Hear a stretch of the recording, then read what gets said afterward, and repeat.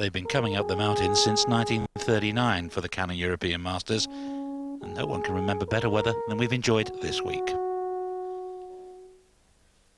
And as the sun continues to shine this afternoon, this man, Eduardo Romero, could win the Canon European Masters for a second time. He last won it back in '94. It was his last win on tour. Along the way, he might set a record or two.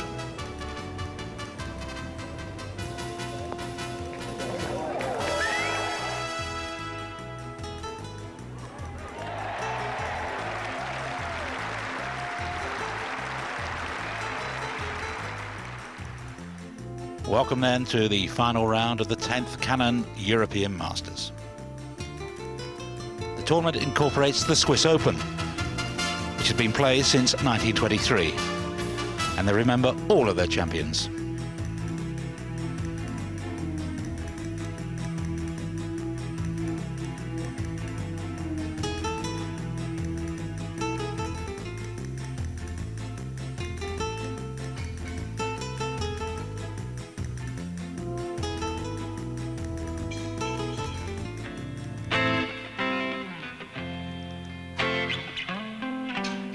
And this year, the usual festival, a spectacular golf.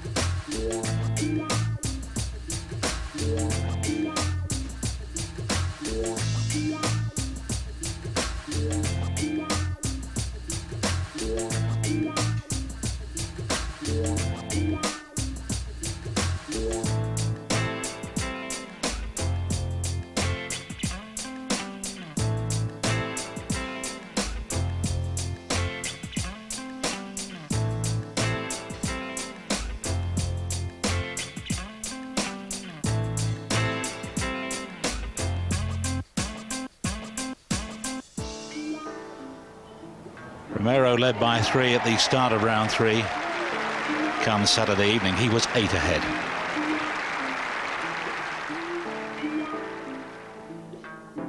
And this afternoon could be champagne.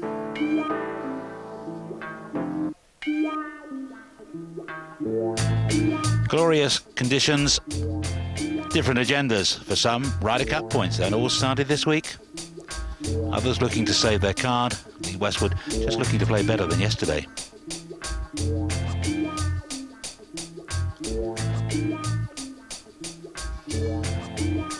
Unless we forget, Darren Clark has twice shot 60. He may need to do it again. That lady's not singing yet, but she is on her way up the mountain. About halfway up, to be precise. And will it be a cakewalk for the man they call El Gato? Well, time to find out. Let's bring you the story of the first 9.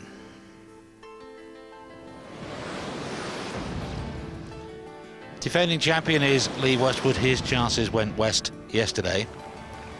And a bit of a mixed bag. Not a very good start. Not a very good chip to the front of the 9th, but one heck of a putt. Getting Lee John back to level par for today.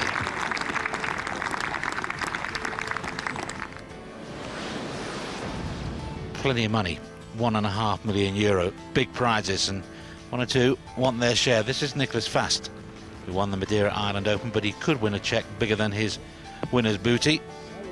Second into the 12th, and he's on a hot streak at the moment. 4 birdies in the last 5 holes. Darren Clark started with a birdie,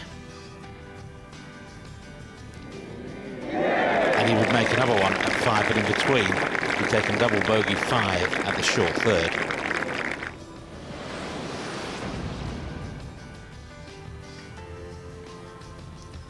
We've had a couple of 2s from Westwood and from Romero at this 6. Darren Clark nearly made it 3, but he would make the putt.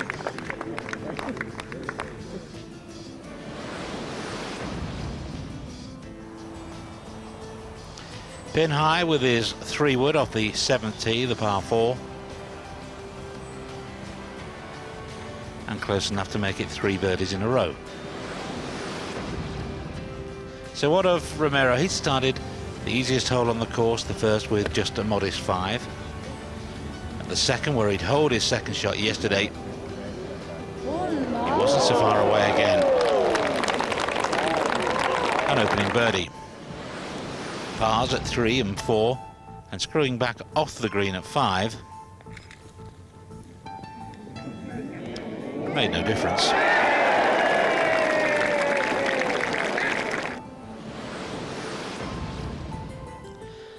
A drive of, wait for this, 346 yards at the ninth. 632 yards he got on in 2 yesterday. And again today. Already birdie 7. Birdie at 9, out in 32. So the race on perhaps for second. Thomas Bjorn to the turn in 34. 2 under for the day. Birdie at 10, just a second or two ago to get to 11 under. In 3rd place. There's Kronberg. Also going along nicely. There's Philip Price. Not much is happening for Price. 10 straight pars so far. Fast into the big money places. Thomas on his own in 3rd, and there is a race for Ryder Cup points and for the position at the top of the order of merit. And Darren Clark in 2nd place will probably go above Westwood in a couple of hours' time, but he's got a mountain to climb if he's to go ahead of Eduardo Romero. We're looking at the record books, more of that anon, but he enters the back 9, 10 clear. Right, sit back and enjoy a masterclass.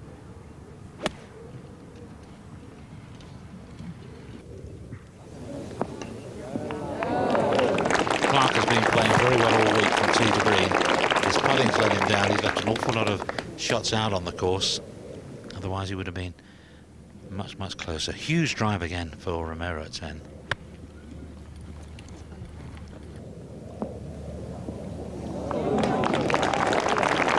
The record winning margin on the regular European Tour is at 11 shots. We're looking at low scores as well, both here and on the tour. Apart from his second round 73, Nick Faldo's had a good week. 66 yesterday, and he's starting to pepper the pins again today. 2 under, yet to drop a shot. 7 under overall.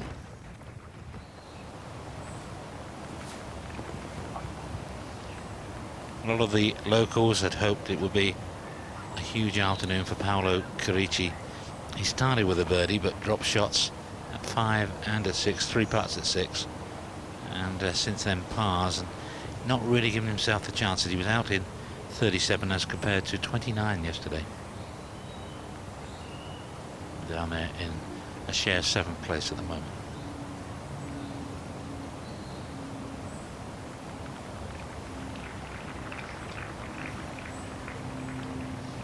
We're told that this one is only for par, so he's got more problems.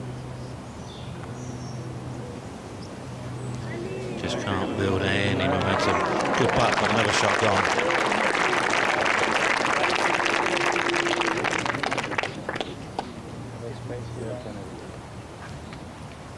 I was a little surprised that Carici was in the last group, because Phil Price returned his 9, or hold out for his 9 under 3rd round total before Carici, but apparently, and you learn something every day, that's not what counts. It's how fast you get your card in, or who puts their card in first. And Nettie, who's doing the recorder, will put them at the top of the list, and that's why Carici got his card in first.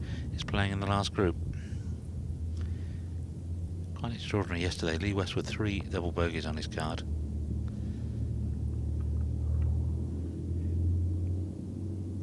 And after a useful first round, oh, he just looks as if that's careless. That's not the real Lee Westwood. Just looks a little hacked off with himself, and it's a 6 there on the 14th. See, it can happen to the greats, and Lee Westwood over the last 2 months have been making the game look ridiculously easy, and it's just not.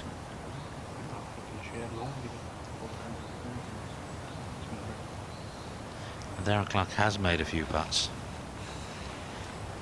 He's just waiting until the 11th tee is cleared.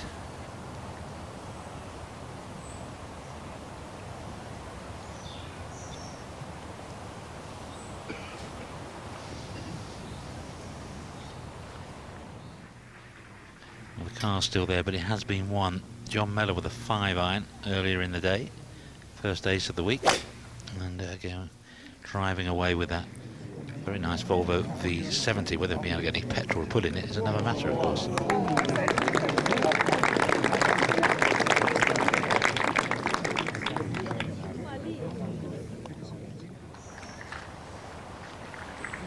Bjorn in 4th place in the Volvo Ultra Merit. Darren Clark second. He's £38,500 behind Lee Westwood.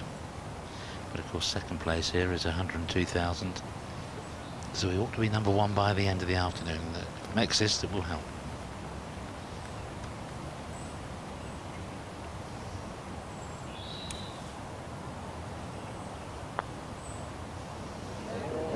And he must have missed about 3 or 4 of those every round over the first 3 days.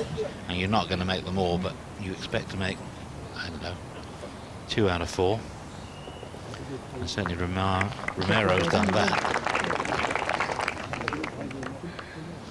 Number of players have won by 11 on the regular European Tour. Ken Brown, Tony Jacklin, Dale Hayes. Nobody's ever won by 12.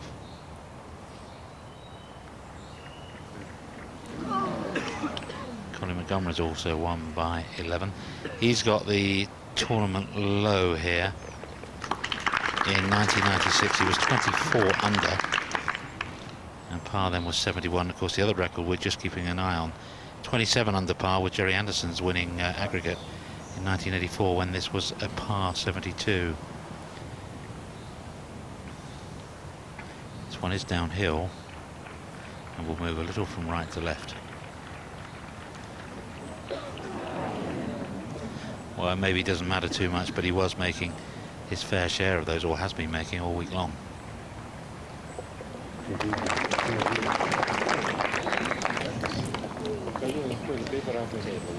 46 years of age. The oldest winner on tour was Neil Coles. It was 48 years and 2 weeks when he won. But been 6 years since Eduardo's won, and this is the scene of his last victory in '94. Happy hunting ground. Just take you back a moment or two and see if Phil Price can break this run of pars. And he well might. He's been putting fantastically all season, let alone all week. There's the view down. If you haven't seen this course before on your television, it's 6 months of the year. It's the nursery slopes for the skiing resort under snow. It's a bit of a slalom run on this redesigned Seve green. Seve Ballesteros is charged with toughening the course up, and mostly he did it by just making the greens a little more severe and smaller.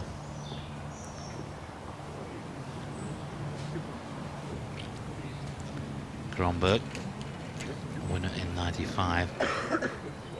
2 under for today's round so far.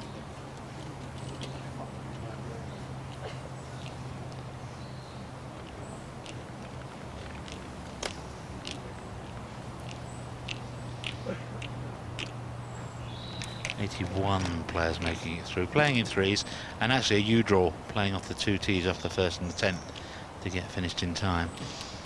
Back nine's very slow. Nothing really the players can do about it. The 11th tee close to the 10th, and you saw the players waiting, and it's the same story with the 2 par 5s, 14 and 15. You know, people can get on in 2, they've got to wait, and then people are driving off. It all makes it just a little tedious at times.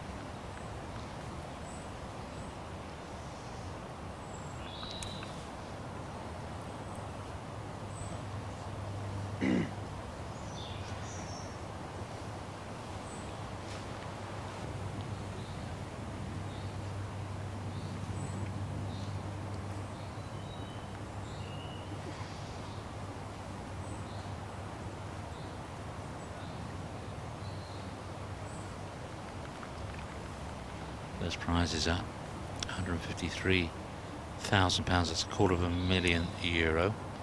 Second, 102,000, 57, or it might be 67, can't read my own writing. Quite a lot of money for third, and just under 50 for fourth.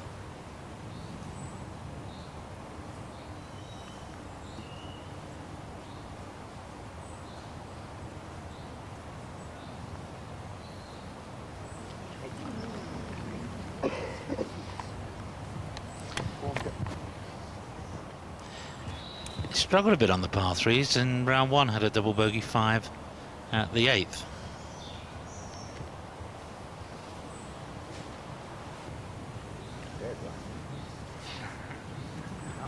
And the par threes on the back 9, 11, 13 and 16, possibly the key holes, although we're talking in terms of who's going to be second.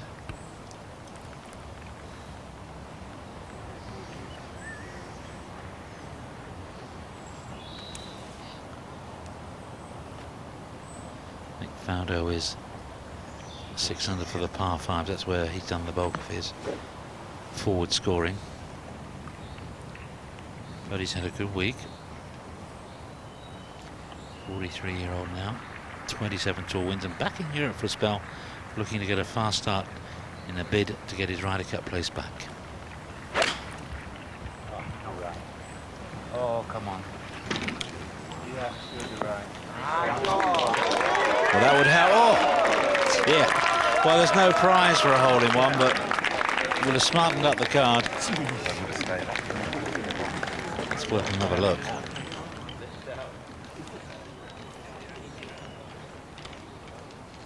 There he comes. Would have looked very good from Nick's end, and didn't look bad from here.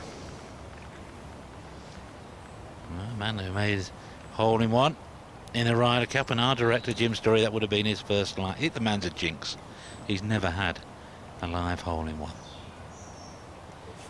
They don't come much closer. Fowler's had quite a few. Normally it's a 6-iron that he holds them with.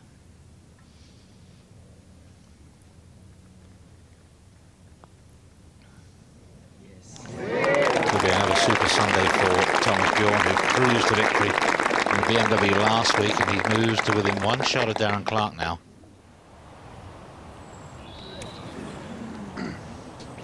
Phil Price, who just putts the lights out most days, is proving to be a mere mortal today.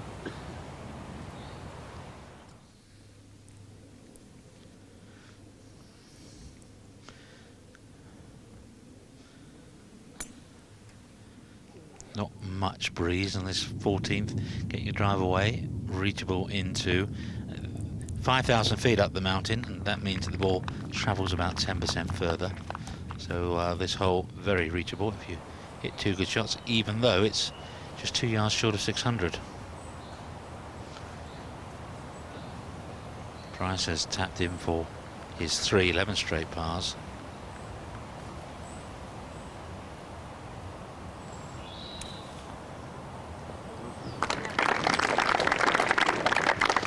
Bird has made so far 20 birdies this week, but he also makes his fair share of bogeys, and there's another one.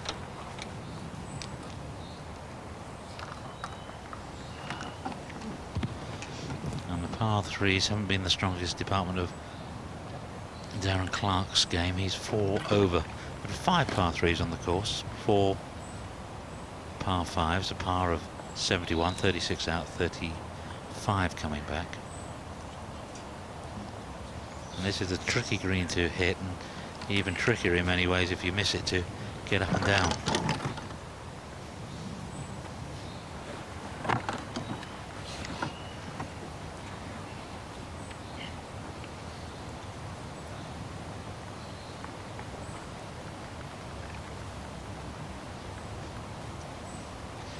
Ten shots clear. He could par his way in and nobody would catch him.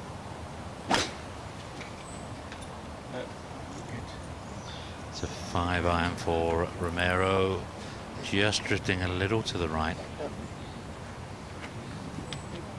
Yeah, solid.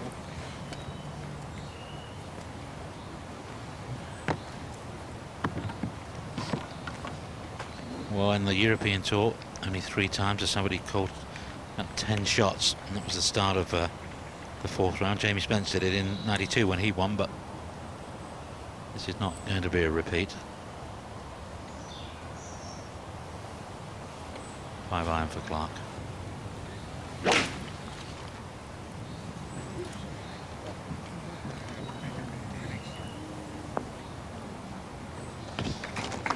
And that's going to run off the green, is it? No, just hanging on. But I think on balance I'd probably rather have Eduardo's shot from the other side of the green, even though he's not on the putting surface.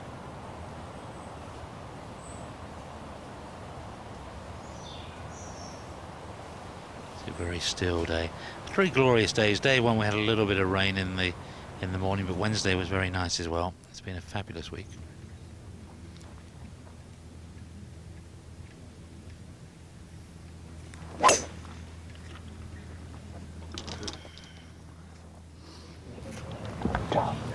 That was a little fortunate. Well, that may be awkward. He probably will be standing in the bucket to play then. Once again, we've had a great stay. Lovely hotel, beautiful views. You can't fail to be impressed. And last night, our hard-working riggers presenting a barbecue for all, and karaoke, fireworks, and splendid night. And they may have been a little late to bed, but they were there this morning, cleaning up, tidying up, leaving everything spick and span. It's a view down the Rhone Valley and the Romero by 10, but there's quite a battle between Clark and Bjorn for 2nd place. Nick Faldo will get to 8 under shortly when he taps in for birdie at 13.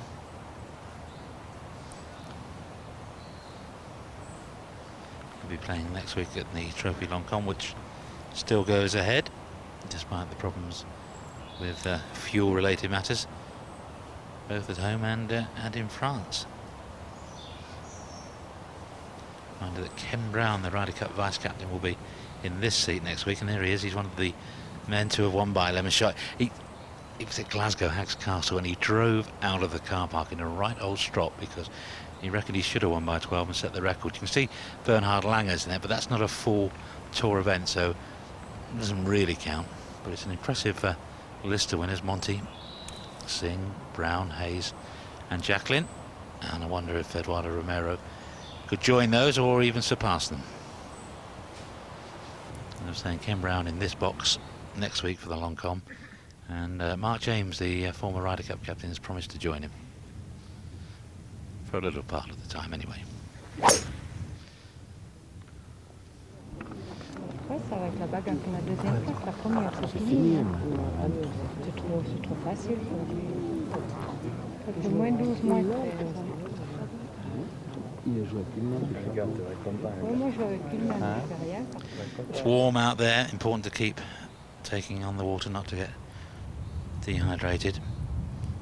Fast with a chance for an eagle.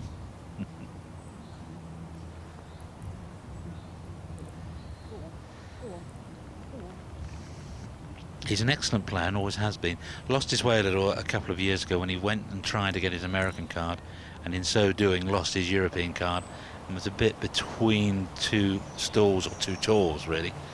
But that win in Madeira has put him back on track.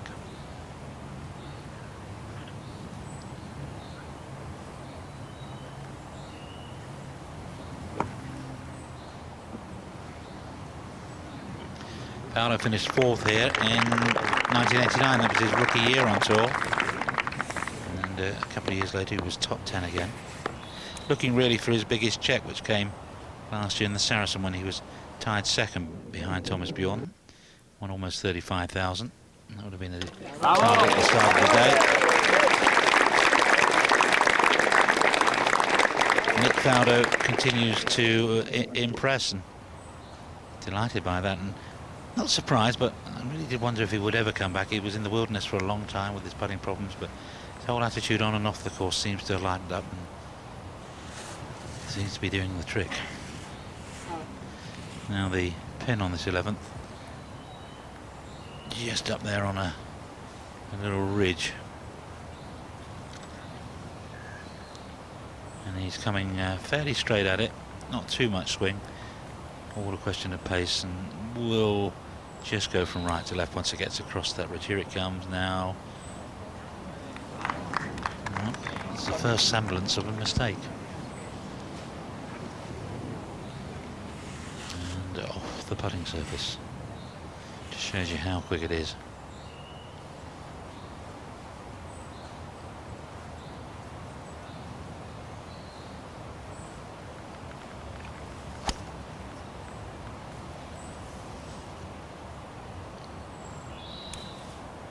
'27-year-old from Perth, Romero Mosley.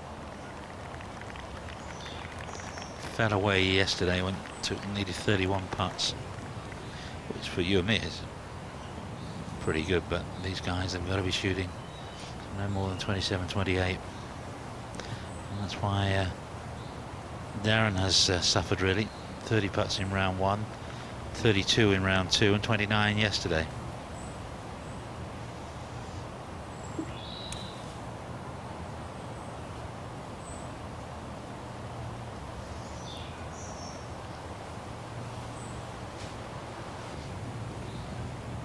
Left to right to start uphill, and then we'll come back the other way. Double breaking putt for Clark.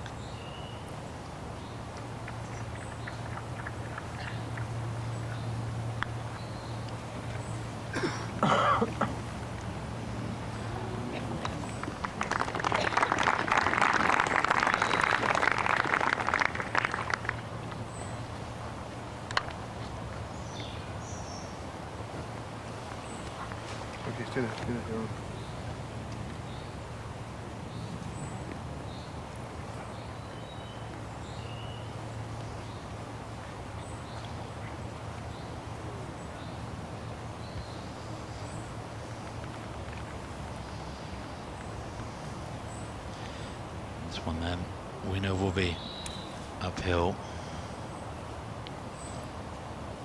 Didn't drop a shot yesterday. Hasn't so far dropped a shot today. May have learned a little by watching the ball as it passed the hole.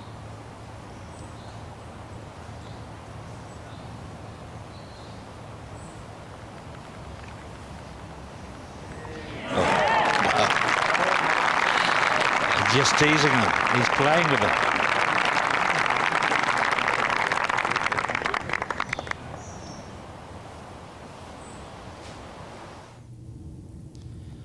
Fast at 14 for birdie now. This would take him into 4th place on his own.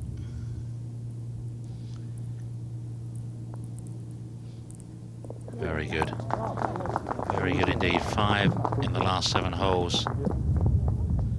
And 8 birdies on the card in total, and a chance to make it 9 if not an eagle up the hill at 15. That's been happening to Paolo Caricci all afternoon.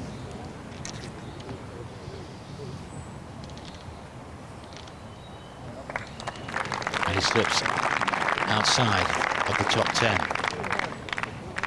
down into a share of 11th with Van Phillips.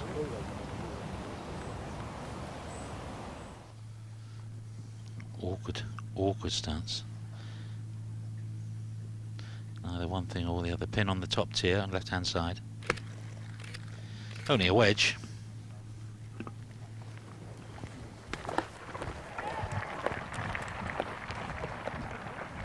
I've seen that happen a time or two. 1 or 2 players, Roger Chapman once, and I forget who it was yesterday, but someone up amongst the leaders really airmailed it. Might even have been Lee Westwood.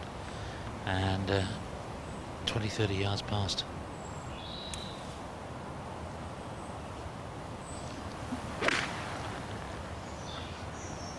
Suspect that must be Nick Faldo's second yet, just laying up at the 14th, not taking on the carry.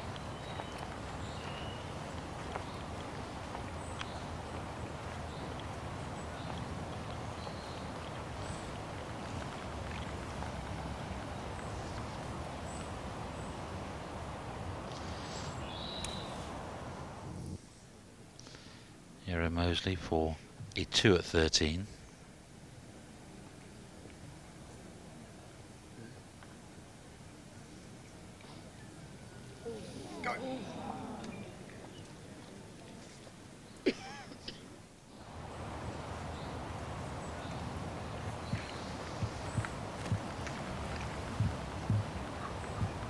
Thomas Bjorn won't be first to play. Philip Price has also overclubbed or overhit.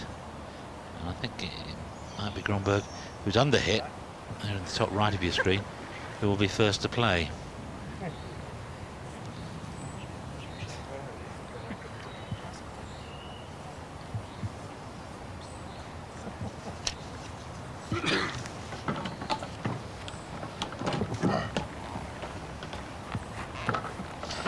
Good news announced yesterday that we have a new sponsor for this event. This is Canon's last year. They've been title sponsor for the last 10 years. It's been a terrific association, but company profiles change, philosophies change. It's been a good run. Let's hope they continue their involvement, but the baton being taken up by the watch company Omega. You see their sign. They've been involved with golf a long time as well. Were the title sponsors of the Asian PGA Tour, the Omega Tour, for its formative years. Good to have them on board, and the good news is the tournament stays right here.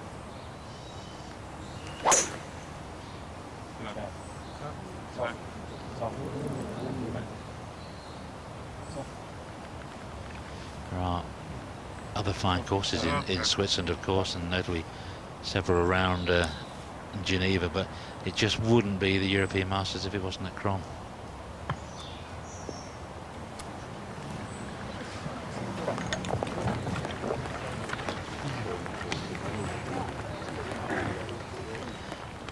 This is Grönberg's 181st tournament, but he's missed 72 cuts, which is a lot for a man who's won almost £1.25 million at the game. 3 wins, most recent South African Open at the start of the year, and of course his first was here in '95.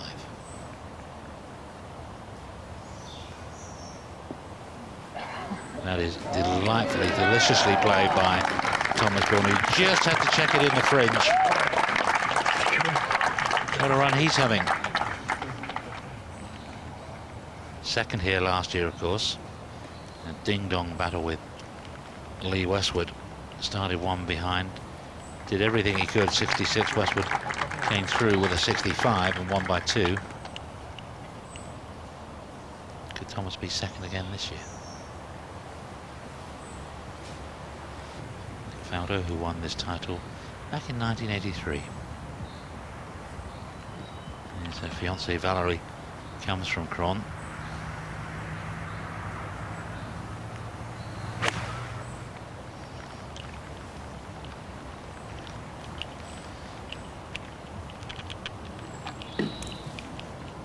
So he's been quite clever. If you're not right in the heart of the greens, it's very easy to just slip off, and then you've got a really difficult chip to unlock.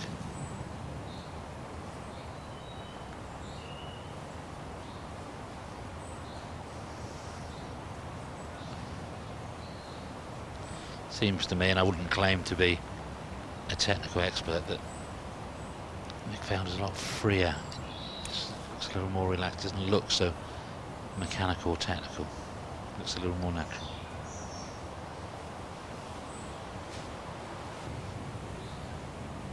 Not bad from Price, who, having seen Bjorn's try to pitch it in about the same spot, and it was just a little higher, stopped a touch quicker.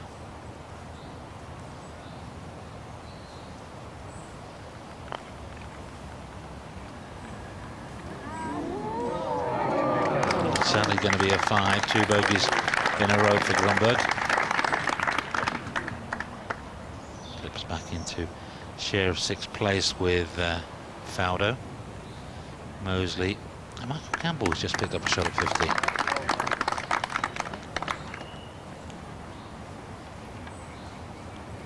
the moment leads Philip Price on his own in 5th place, provided he saves his 4. Grönberg's going to hang around and watch, mind you. And we'll be on.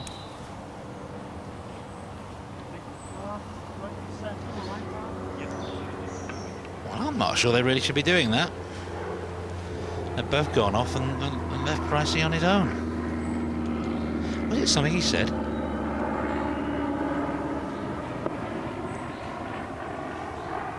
Bjorn's already tapped in for his 4.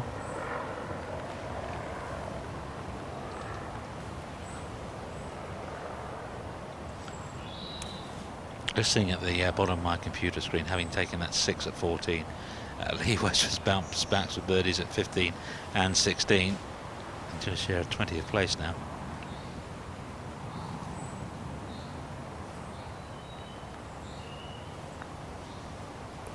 Well done. And of course, Colin Montgomery, no doubt, would tell Lee West would have asked. It's not always the wins that wins you the Order of Merit. It's the other places that you can mount up through the course of the season. If he hadn't taken that little silly six really at the 14th, he would now be sharing 13th place.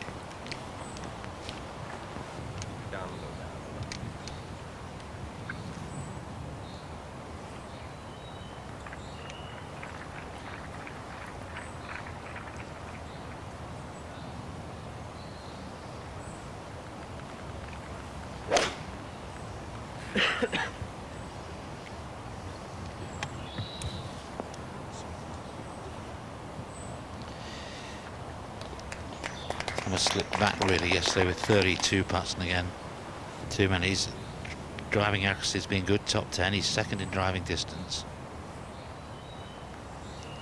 but last week in Munich he really had the putter going. Didn't have that many long putts as such, but from 6 feet, 6 feet in, he just looked as if he was never going to miss. Different surfaces though, a little quicker, a little flatter.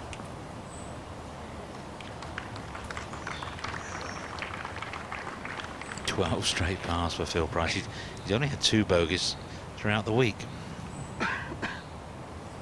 28 putts round 1, 25 on Friday and 24 yesterday.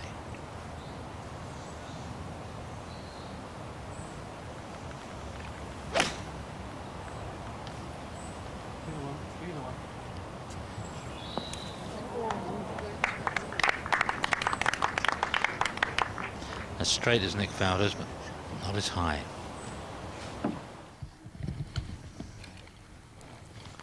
This is Eduardo Romero's ball safely on its way to the right tier, the top tier, same as the flag on 12.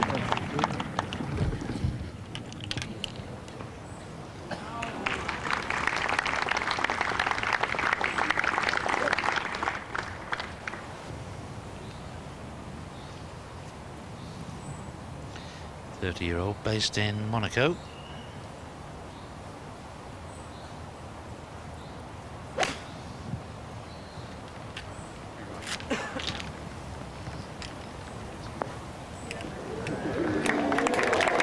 He's going to be back on the birdie count. That's as good as Faldo's.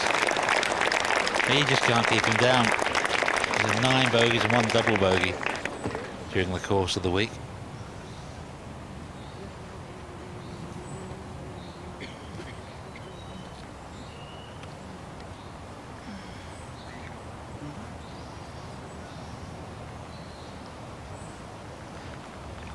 This is you'd rather take on this with a golf club in your hand than on skis. Well, I would.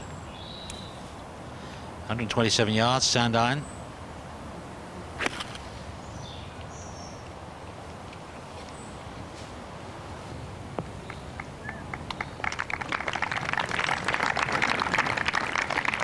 And more confirmation that Darren Clark is swinging the golf club sweetly. Fowler's 4th. At 14.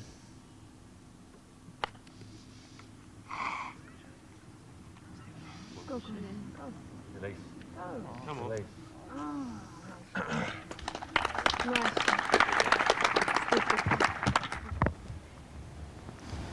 Nick Fast flirting with the out of bounds on the right hand side at 15. But he's okay, second.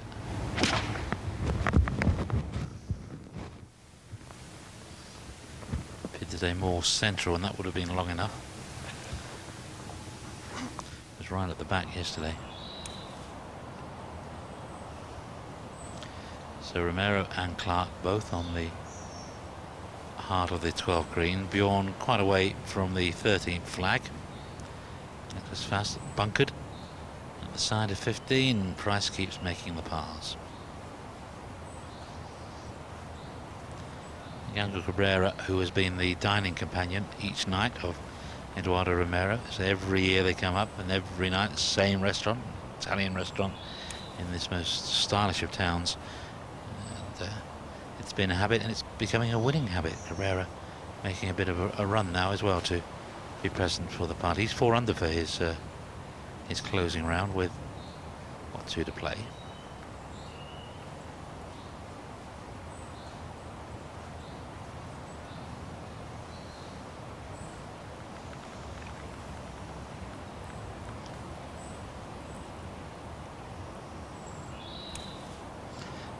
Beddow showed us all that he was on the right track at Pebble Beach when he finished 7th in the US Open. Tidy's up for his 5 as the coffee arrives, but no chocolate yet.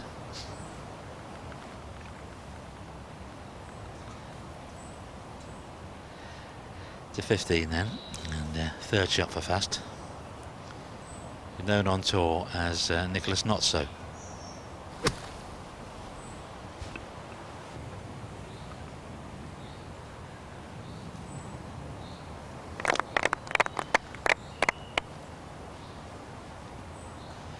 I have that one to get to 11 under, 2 behind Darren Clark in second. That has to be the target for the likes of Nicholas.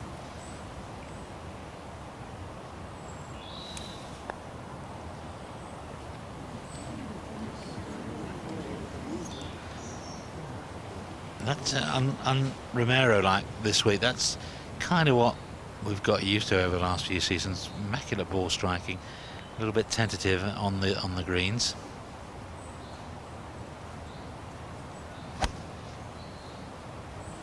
And he westward into 17. It's all the sign they're golfing in Ireland, and next week, that's where I'll be next week, at Dare Manor for the Ladies World Cup. Foregoing the delights of Paris and the blockades, and across to Adair Manor, playing in the Pro-Am. Full report if I do well. Complete silence if I don't.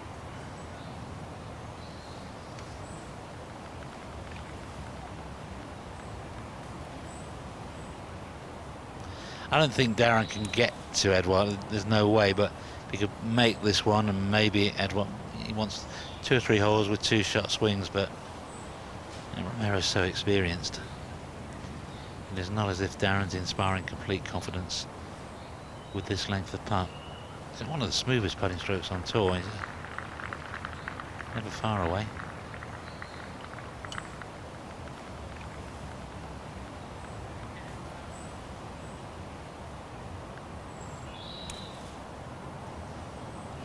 And he's right in the middle there, so who knows? A bit more realistically, he's guarding his 2nd place.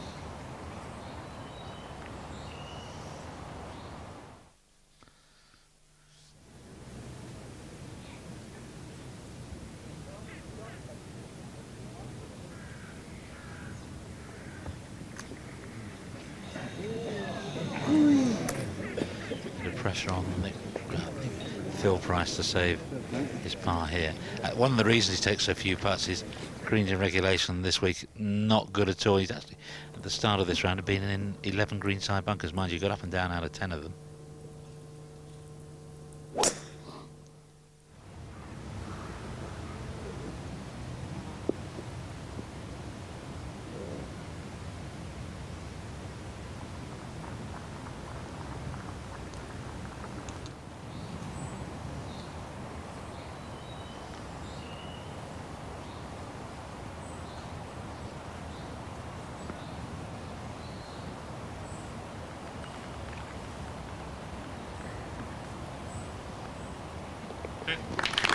The lead remains 9.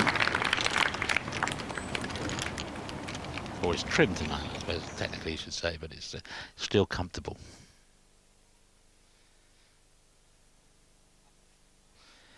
Little wait now for the action ahead on the green. This was just a little while ago.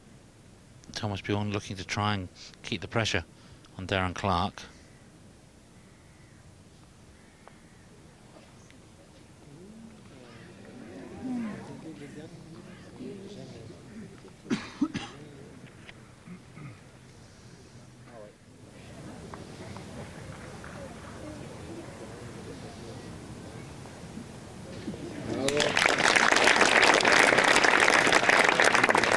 day and remains at 12 under, 2 behind Darren Clark now. Romberg tapped in, and yeah, Philip Price made his 3. 13 straight bars. A bit Fowler-like.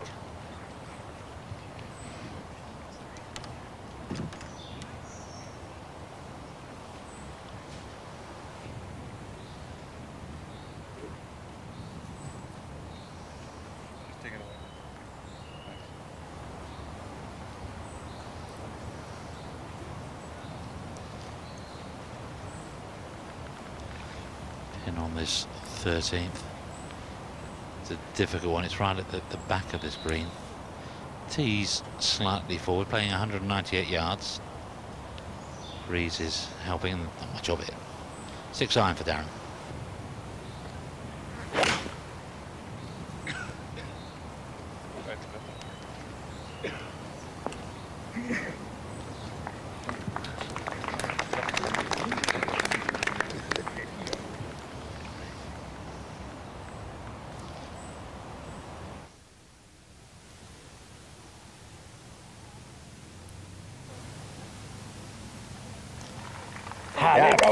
Another birdie for Nick Fast. That's 6 in 8 holes.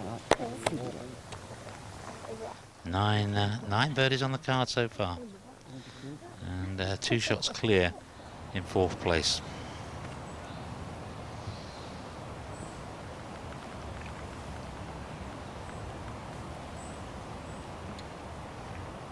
It's a 6 iron as well for Romero.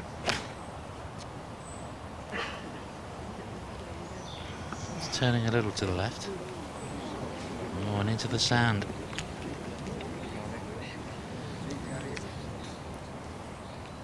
First 3 round he was 4th in greens in regulation, and 1 in putts per green in regulation.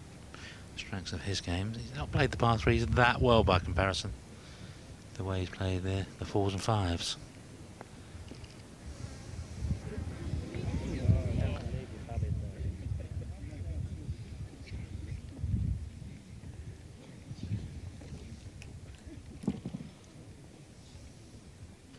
Penultimate hole for Lee Westwood. It's only going to be a 4. 1 or 2 scores filtering through now, and best of the day so far, 67th from Frederick Jakobsen and Thomas Gergler.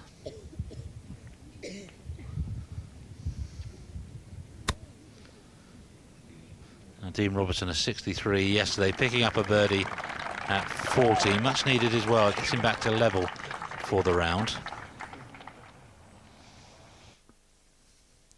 63 was the best of the week until Romero 62. Some debate over whether that's a new course record. They've not changed the length of the course, but my word, they've changed the test, its characteristics.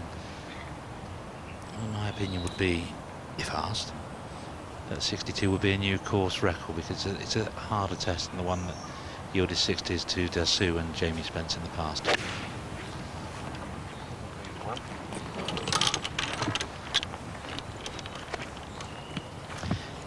More and more impressed with Nick Faldo. There's a chance to make a putt for eagle now.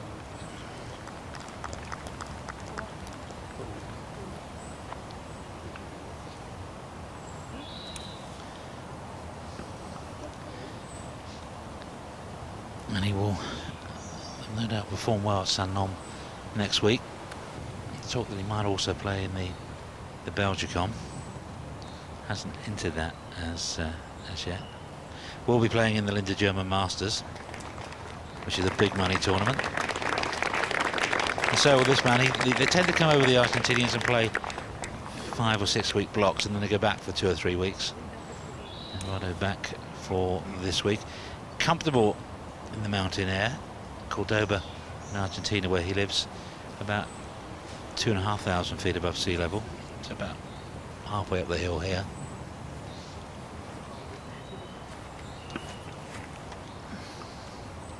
Stephen Leaney a 69 there, you see, finishing at 3 under.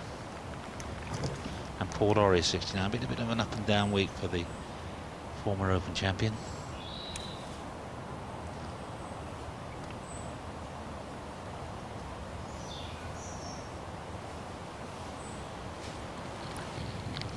not lying particularly well.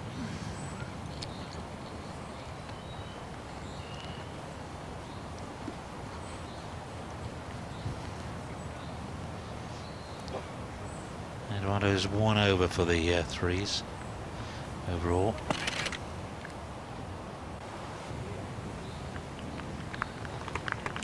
Well, he's giving himself a chance of saving the par. It's getting very hot out there. It's quite warm in here.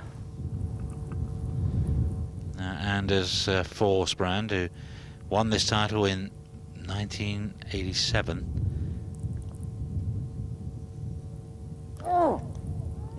Struggling with it. He didn't really mean to do that. Possible. It is, I'm afraid. And it'd been his putting that had been the reason for the improvement in rounds 2 and 3. 25 putts on both occasions. Second in the putting stats behind Phil Price.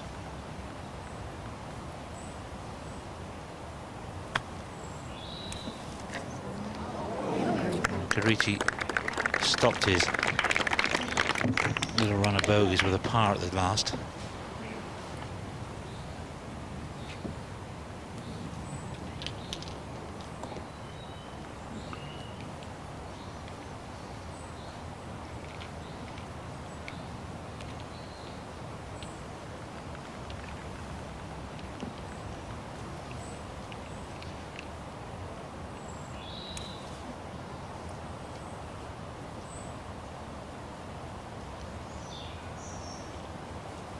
So can Darren Clark inch a little closer?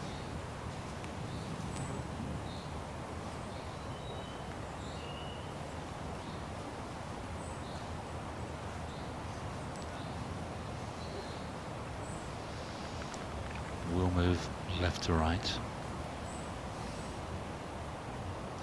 And of course he's got this to lead Bjorn, who's in third, by 3.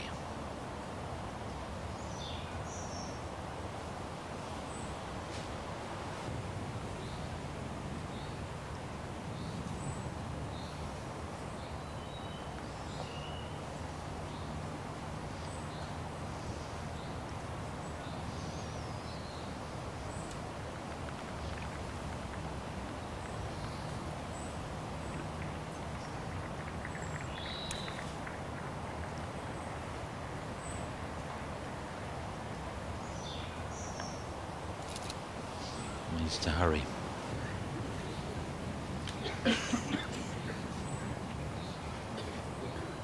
Might have bobbled a bit, might have been just a slight misjudgment of pace.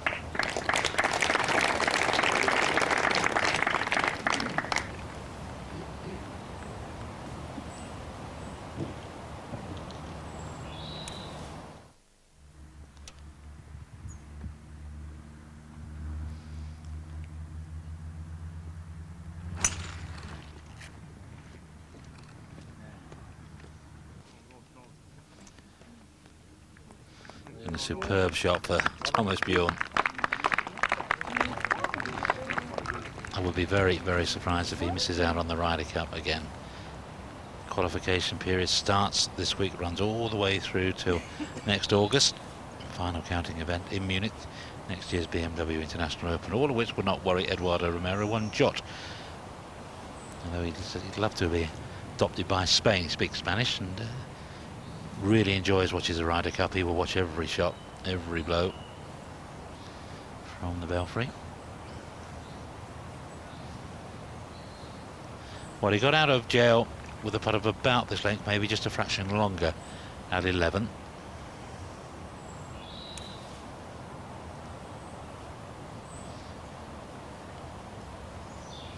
Needs to be quite firm. There's a couple of spike marks to negotiate, and it is. Well, those are the putts that, you know, I've sat in this commentary box for the best part of 10 years on and off, and I've seen Eduardo miss so many of that length, but I've been so impressed with his game this week, and in particular with the way he's dealt with those putts.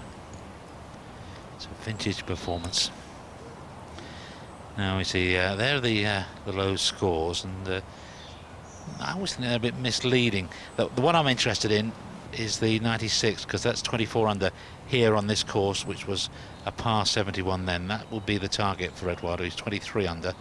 And then, of course, if he can get to a really bit strong run at the end, he could possibly get to 27 under, which is Jerry Anderson's score as well.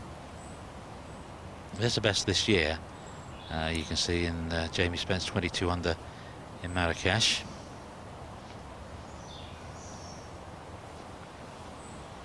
Interesting, isn't it? He's could write one or two. He won't worry too much about that. I mean, the one thing that matters to the pros, let's pick up that trophy in that winning check. But it's always nice to make a bit of history along the way.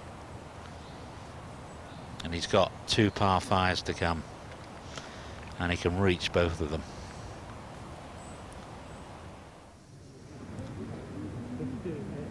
Nick Beddow's managed to reach 15 in 2, as we saw. Come on, Nick, at least get this one past the hole. Be aggressive with it. Well, he makes sure, secures the birdie, gets himself to 9 under, a share of 5th place with Gromberg and Price.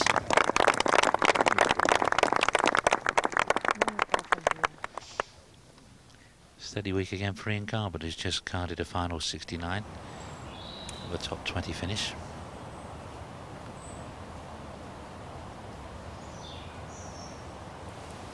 Ahead on the 16th. Vass's birdie run has come to an end.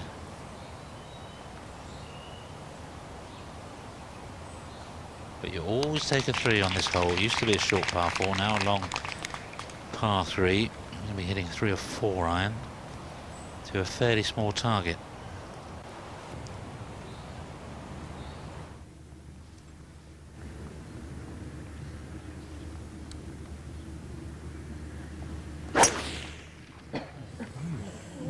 Go, go, go! Well, he's okay. Good job they haven't shaved that. I haven't seen a ball in that water all week.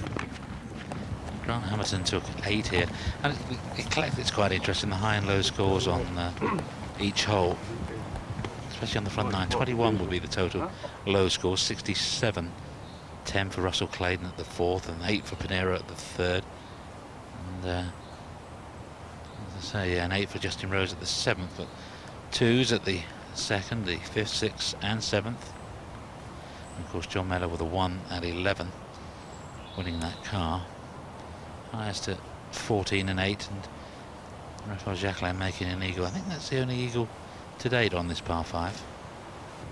Been 1 or 2 on the 15th, where Fernando Roca took a 9. So the low eclectic is 44, the high 124.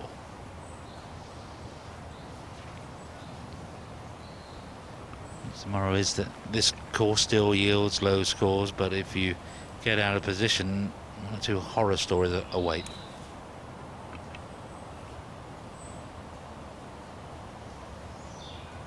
It's a view down the valley towards Geneva. Hopefully the traffic won't be too bad. It's a bit of a dash down the mountain to make it to the airport and back home. It's a shame really, because the journey that you really savour, certainly we do on the way up. And there's Romero, who's driving has just been, what is it, putting and his driving that have been the strengths of his game. That's pretty been a weakness.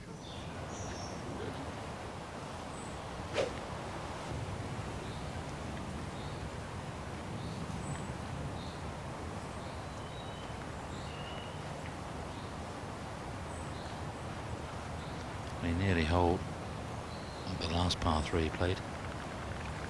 Nice shot. Okay. Oh, not left.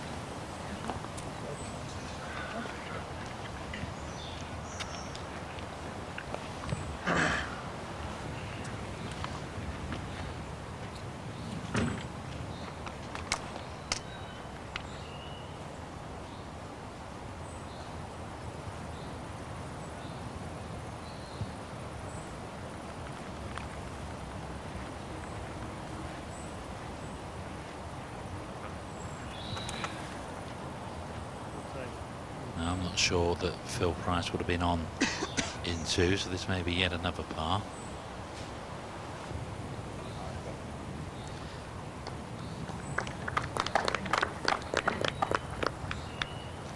he is.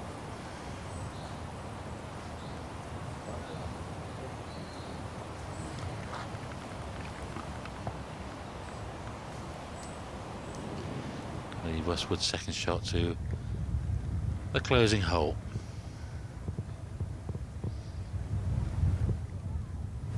Slightly kinder pin placing, or less dangerous pin placing. 28 on, essentially cut just there.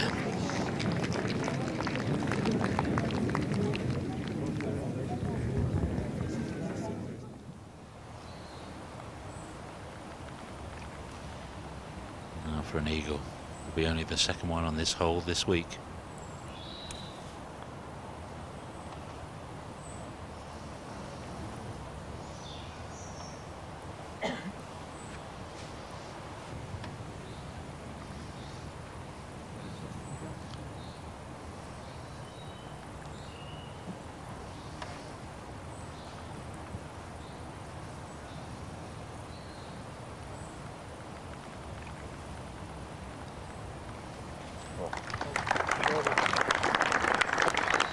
Just one behind Darren Clark now. 15th to come as you had a lot of birdies. Just the one eagle. That was Wayne Riley earlier today.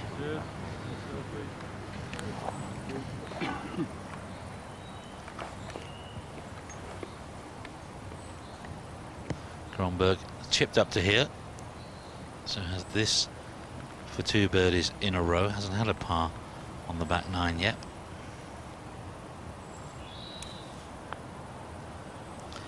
That was tempting Providence. Well, he isn't at the 5 yet.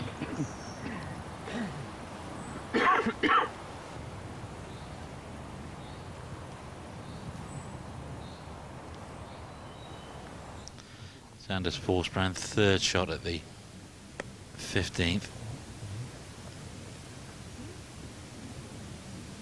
Oh. Well, now we've got a second eagle of the day. And my goodness, he needed it. That takes him into the top 10. Currently sharing 9th place.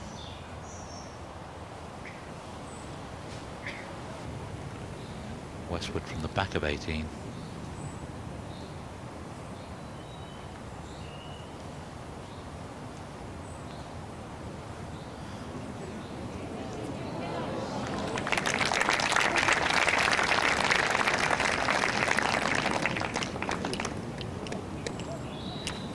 Close with a level par 71.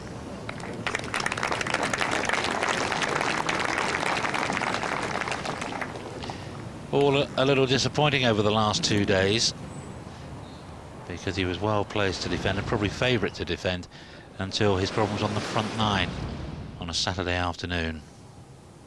This was for par at 4.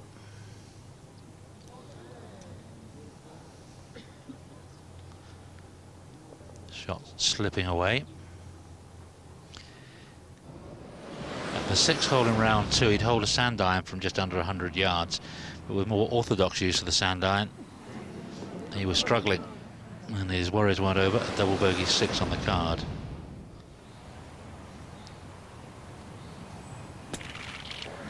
And 2 to get out of the sand. Another double bogey on the card, this time at 8.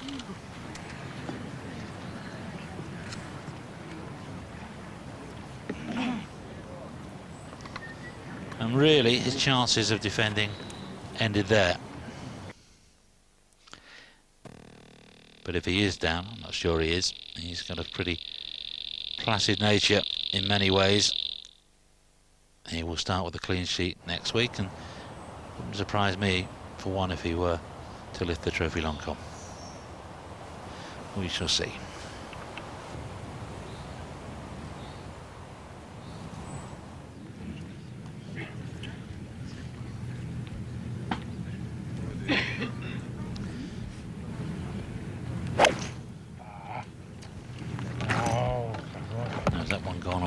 To the left, just tweak that into the trees. Oh, he has. That's getting over towards the 15th tee, but he's got a little lucky. There is a clear passage, it seems, through to the green, so he may yet up and down it. Hit a couple left off the tee here at 14 and 15 yesterday. The only sort of time he was at all out of position.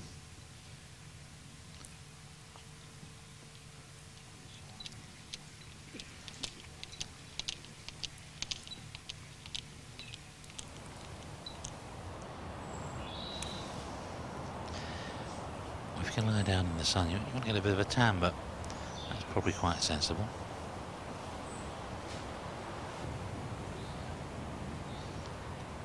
Round of 67 just completed for Angel Cabrera.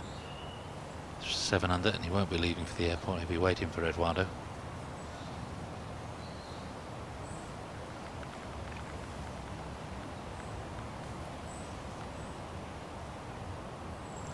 Jared Moseley making birdie at 15, he's got to 9 under. Marcus Brea, 3 birdies and 4 holes to 15 to move into the top 10 for the Austrian.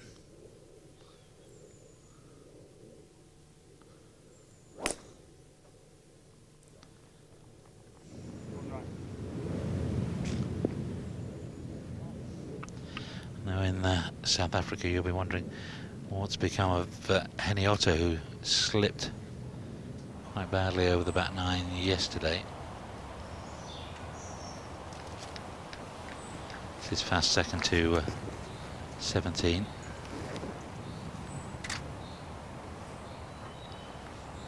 And Henny Otto today around a 76. He was out in 41. Came back and level par 35. Disappointing week overall. He's in the share of 58th place. Won't take home too much money, but he was up there for the first 2 days, and that's something he can build on.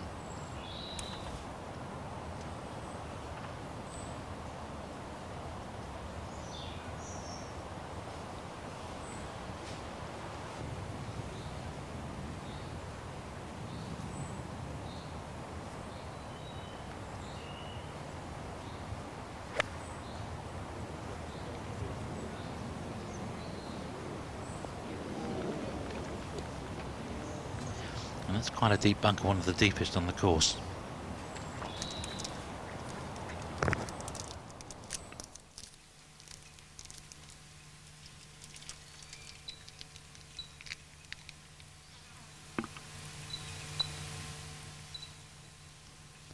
Good save.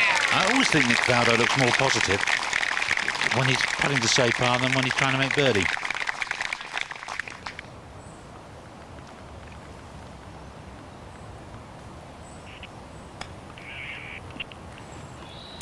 He got a good way through. He was a little lucky, and this Fabulous.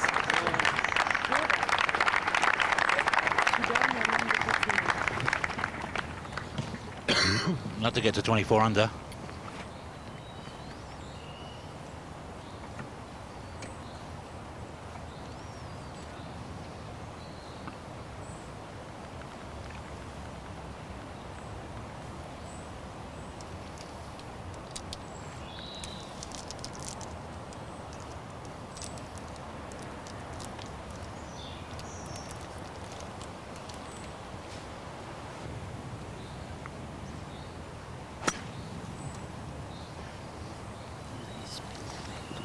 Trying to chase this one up there or thereabouts.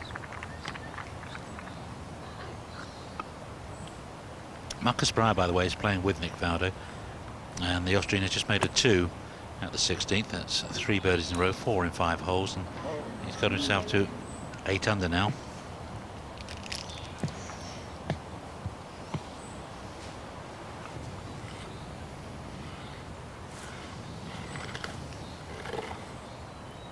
Darren Clark has got his work cut out to save par under pressure from Thomas Bjorn.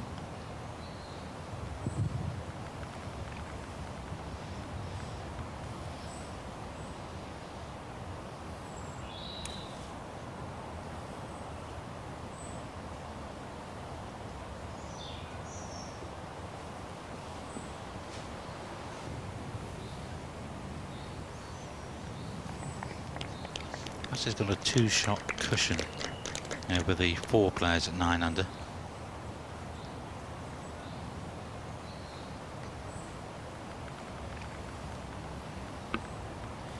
Mark Mooden's just finished with a round of 70. We were talking to him last night.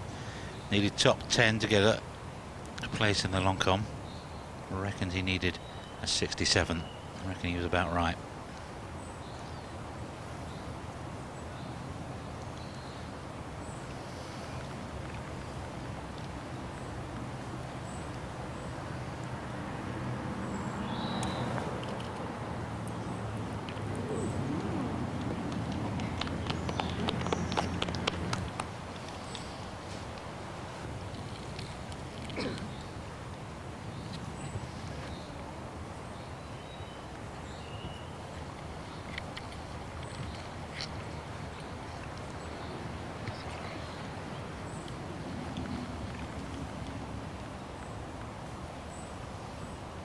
This has been the story of Eduardo's week,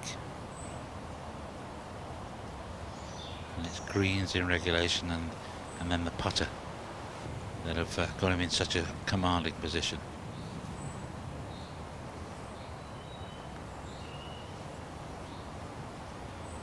And a little misleading, the driving distance back in the pack, but at times when he's needed to, he really has outdriven the best of them.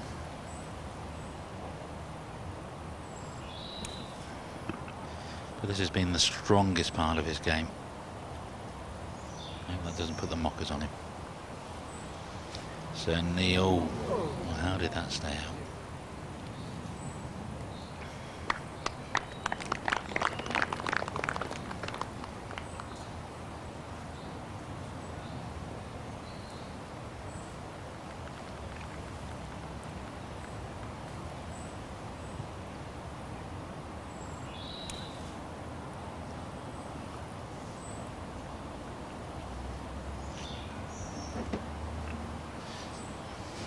I guess with Darren Clark battling for second place, he won't have been too happy seeing Eduardo's putt stay out.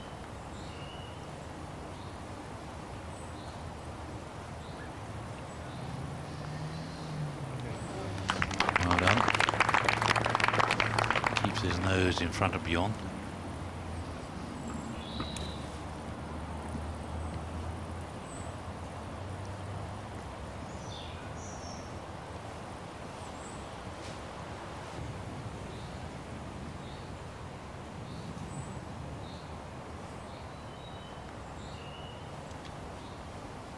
Remember this time last year when Thomas Bjorn got a fairly generous line of sight drop and made a birdie up this 15th hole, and the Westwood's response was to make an eagle, in much the same fashion as Thomas did 2 days ago.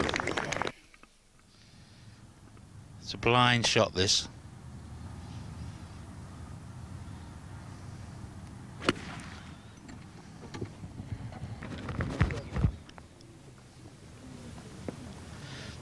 Very, very good again. That's superb. Not that big a gallery, and most of them not up there because there's been a grandstand there, they've been going potty.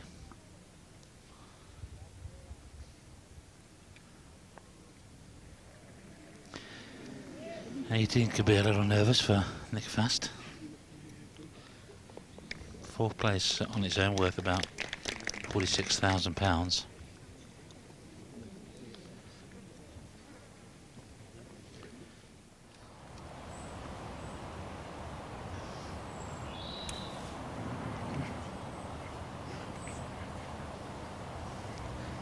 Long last, Paolo Carici has got another birdie, his first since the first, so he's got the honour at 15.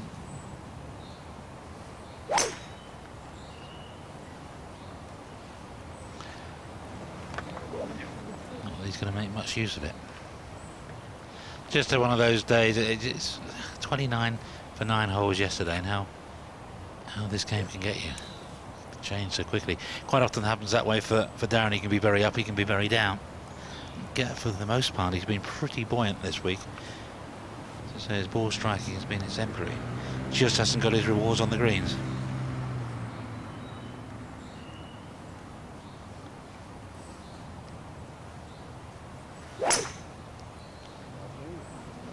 Out of bounds, quite tight up the right hand side, and that one straight down the middle.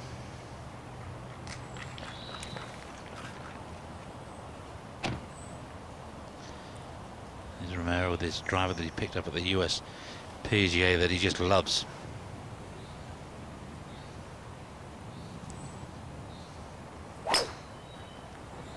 And that one towards the left-hand side might be in the trap. It is possible to get on from the bunker, provided the lie's half decent.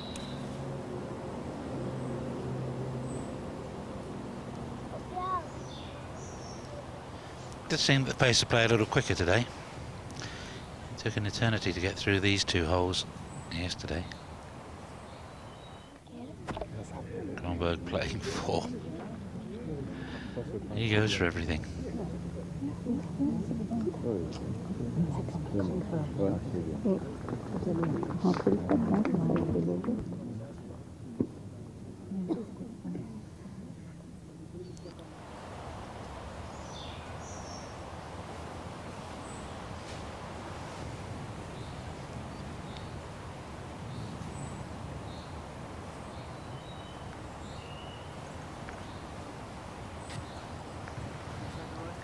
Price is a putt for birdie. Can't do anything about that sand. He's off the green.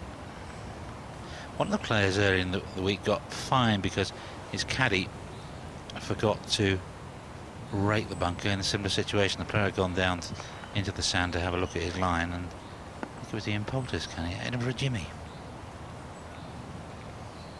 So one of the pranksters, who will be nameless, then took a photograph of Ian's bag the next day with a rake in amongst the clubs.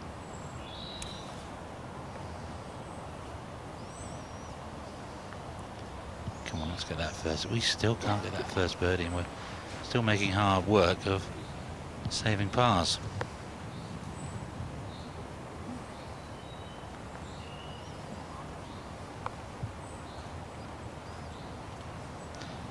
So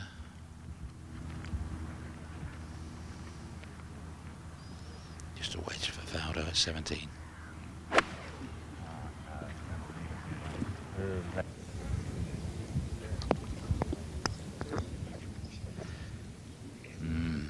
Might be an expensive one. He's got to come up and over, big swinging putt. This is Michael Campbell, who on the first morning was leading for a while. That's until Eduardo Romero came in. Good finish as well for Michael Campbell, despite that double at 16, a round of 68. Eduardo Romero, if he goes on to win, he would have led from the wire to wire.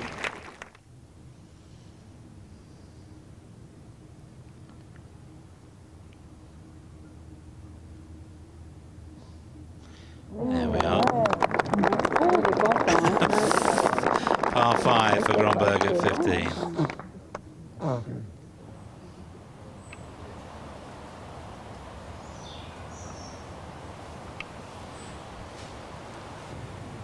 But this is the big putt on the screen. This is Thomas Bjorn for eagle, which would leapfrog him above Clark into second.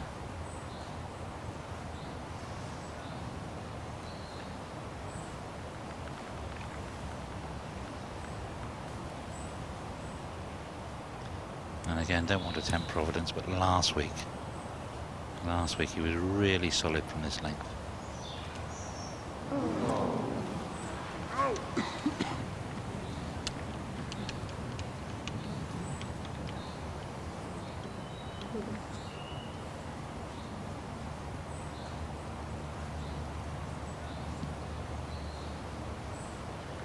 Six under par for the day. Tied second with Darren Clark, but the advantage still with the Irishman, playing the hole behind and from the middle of the fairway.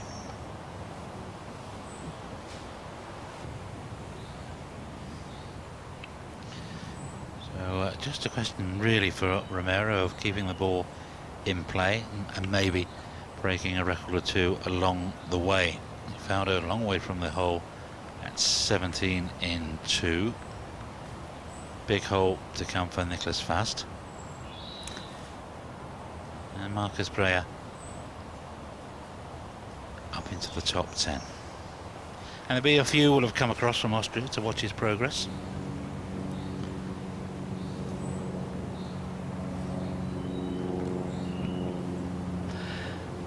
Price for par. Put a record on for that, wasn't that? Price for par. That's 15 of them now. He must be getting sick of those. He doesn't want a bogey, but wouldn't mind a birdie or two.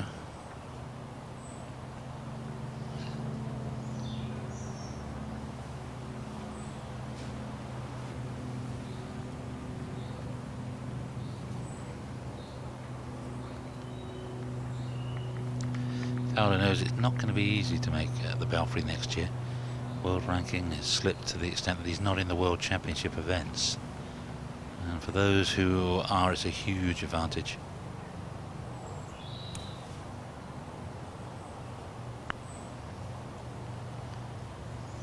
Come on, hurry. Hurry, hurry. Very, very good.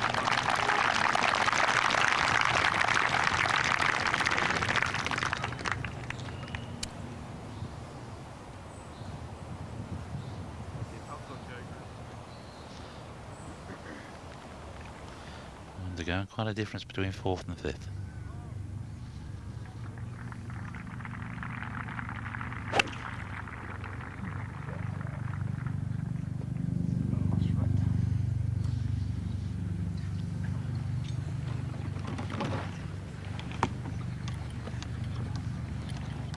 Aaron's been pretty good out of bunkers, 4 out of 4 so far.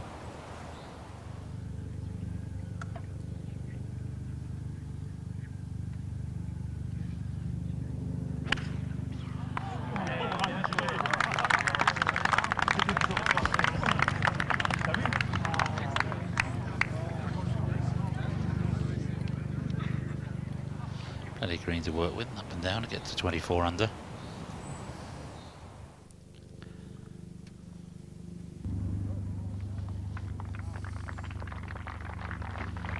Four iron.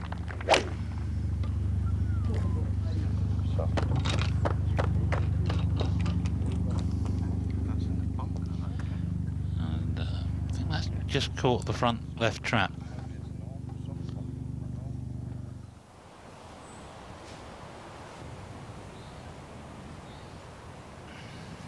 I think the weather's on the change. In fact, the only cloud we've seen all week. The other thing you notice at night, how clear the sky is, and looking at the stars.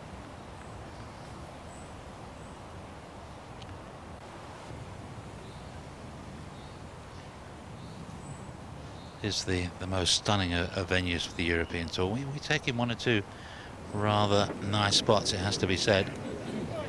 This is a favourite with a lot of the players. You see a lot of them will bring their wives and families here. And credit cards.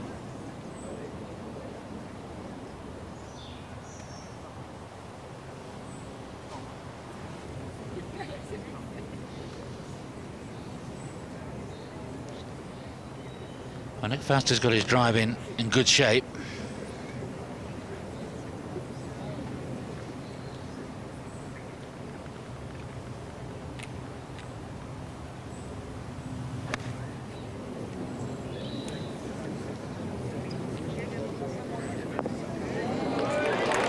Might just see off the challenge of Nick Fowler for 4th place.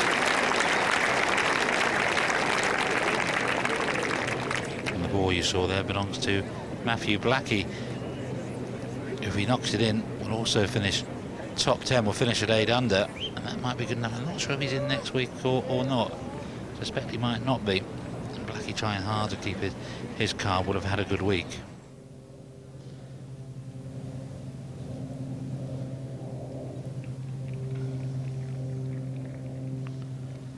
With the same club he used yesterday. It's one of those mixtures between a long iron and a fairway wood. And you see another green miss, so it will be a chip and a 1 putt, and you get 25, 24 putts.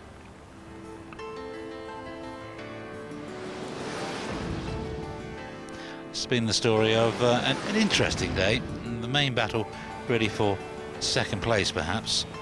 Matthias Grönberg has gone about his business the way he always does, aggressively. Birdie at 10, bogeys 11 and 12, birdie at 13.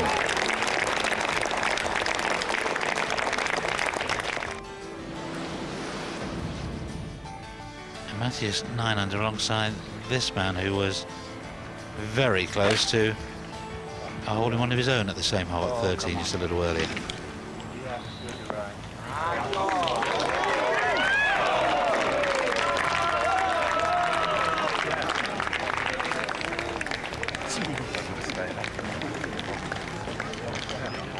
Making lots of birdies, Nicholas Fast. Already got 7 on the card when he faced this putt at 14. And he would add another at 15. 9 birdies so far, and he got a great chance for a 3 at 18. Darren Clark to the turn in 34 despite a double bogey at 3. And really battling for second place, out by that birdie at 12. The man he's battling with is Thomas Bjorn, who was second here last year. Good back 9 for Bjorn, birdies at 10 and 11. And after that second shot to 14. Another birdie. Disappointed not to make the eagle. Never mind, he had the chance to set himself up for a 3 at the next par 5.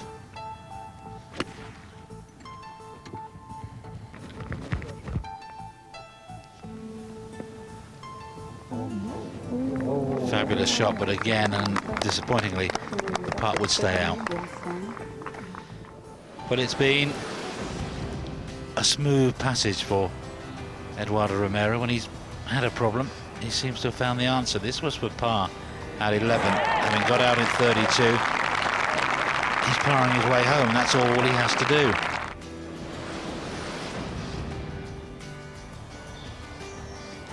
.13. Surely he'd drop a shot here. Nope.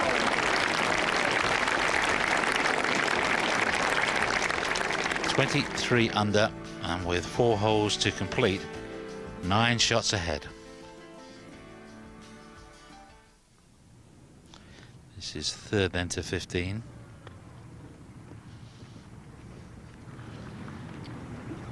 I think he's just on cruise control now. We're looking for him to make a birdie or two, set records. His performance deserves it. He's probably just concentrating on, well, let's get the job done.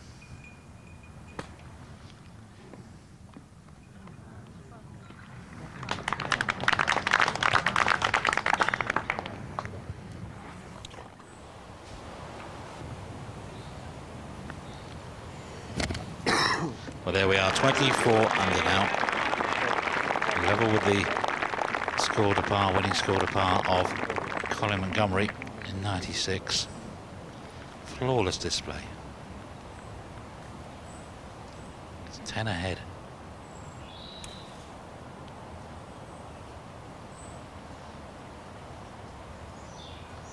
Three holes to play.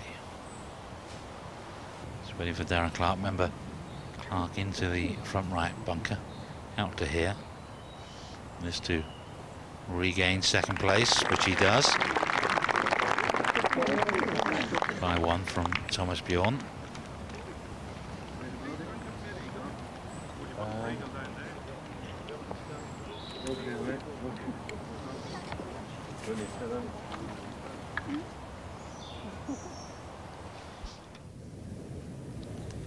Big putt for Nicholas Fast. This is to come home in 31. And a round of 64. Oh, can he do 10 birdies on his card?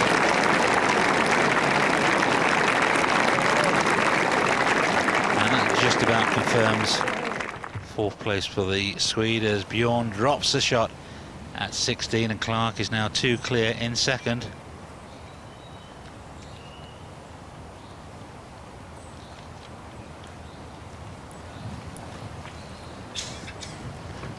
At 64 for Nick Fast, incidentally. Not his low round on tour. He managed a 63 in the BMW North Arkenreich 3 years ago.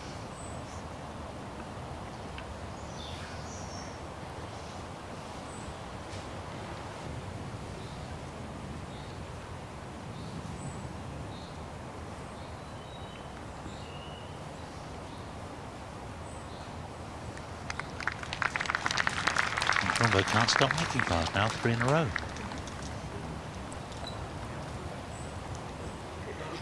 And what about Phil Price? Put you down for a par, Phil.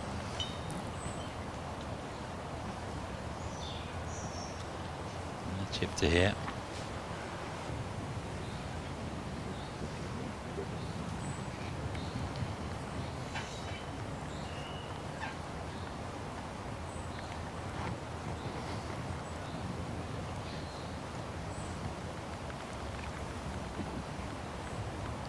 Matthew Blackie, by the way, made his birdie at 18, 3 in the last 4 for a 67, 8 under, share of 9th place for Shaw, starting the long con, which might have been in doubt, and a decent check, maybe making a late run towards keeping his card.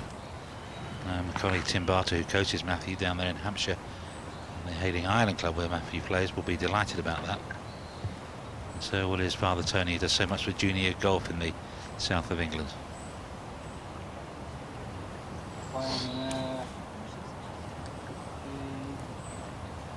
And Matthew will pick up a check of about £20,000. Right, this is the second hardest hole on the course. The hardest being the 4th.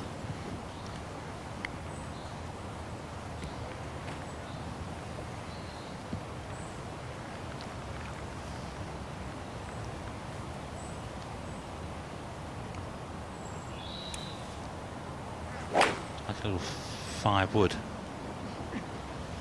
239 yards. And 5 club, 5 wood pushed into the trees.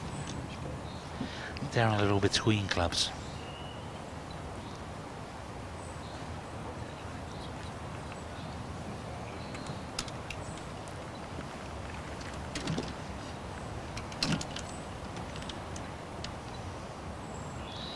Eduardo, just a 3-iron, and he's looking to get it on the front of the green. That will do. Pushed it a bit right, as I recall yesterday, but still got up and down. Here she comes.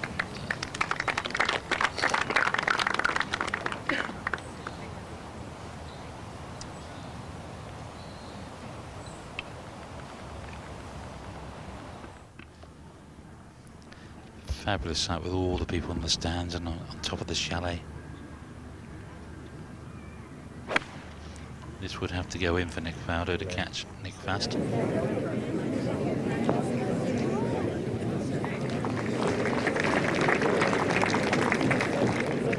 But he's one of 4 players on 9 under.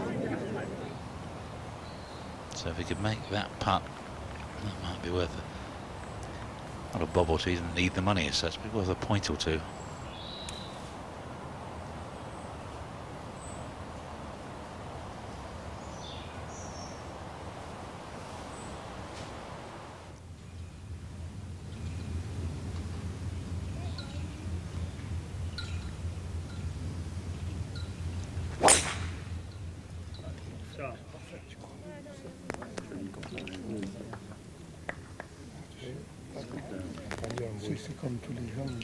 Rounds for tournament professionals containing 18 straight pars are fairly rare.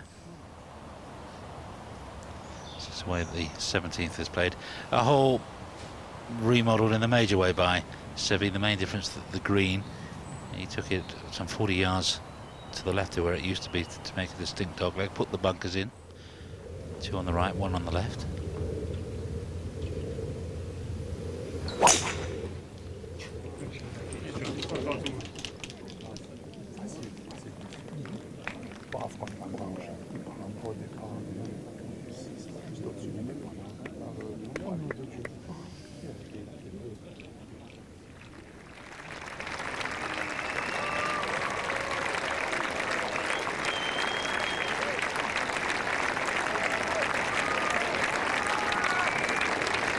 Faldo's always been a strong supporter of this tournament, and just reflecting back on the news that Omega are going to be the new sponsors. Of course, their brand ambassador is Ernie Els, who played in the Omega Pro-Am on Monday, and I think there's a pretty good bet that Ernie will be playing in next year's Omega European Masters. We haven't finished with Canon yet, and it's long-serving sponsor getting the conditions and the kind of scoring that they deserve.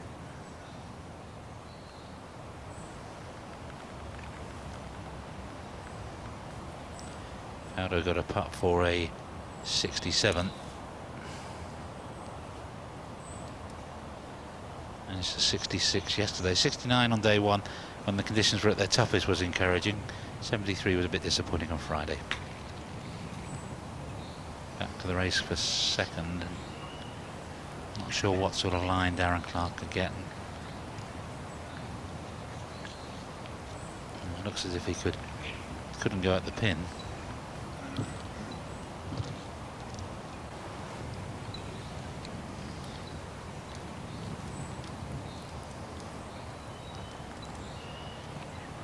He may have gone straight through the green and may not have lost his turn.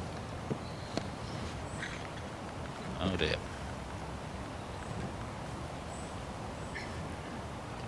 Well, he has lost his turn because while he's sorting himself out, Eduardo will chip.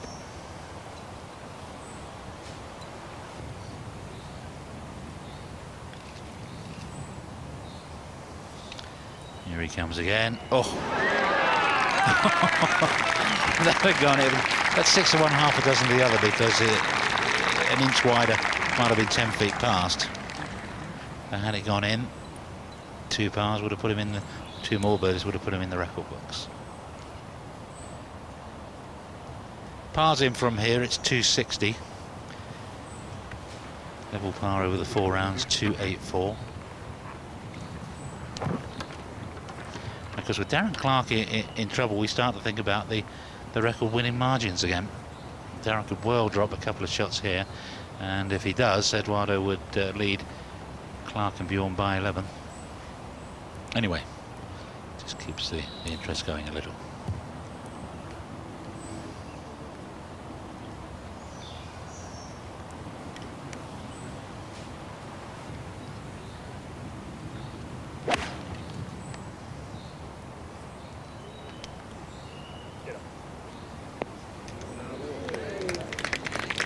Here yesterday, Rombo. Toing and throwing everywhere you look. A drop shot at 17 for Yaron Mosley. Just walked on to the 18th.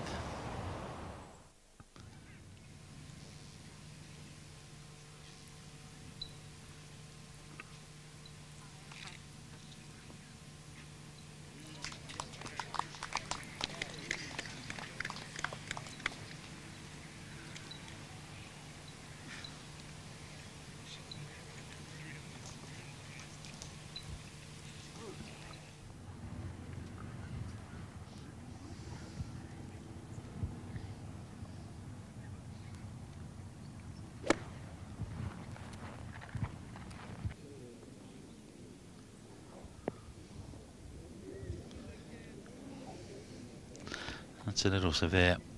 The pins are far back beyond Phil, forced to attack, not knowing what's happening behind.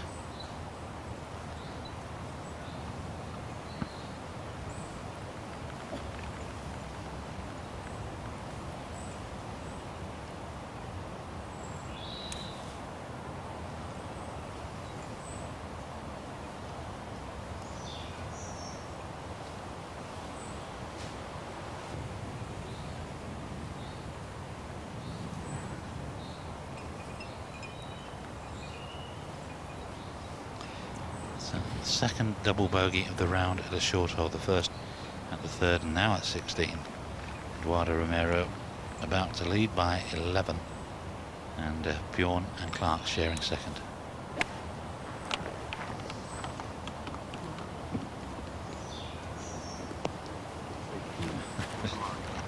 This is getting incredible, just off the green again, chip 1 par. Might be getting to Pricey. And the crowd would just love to see Nick Faldo can this one.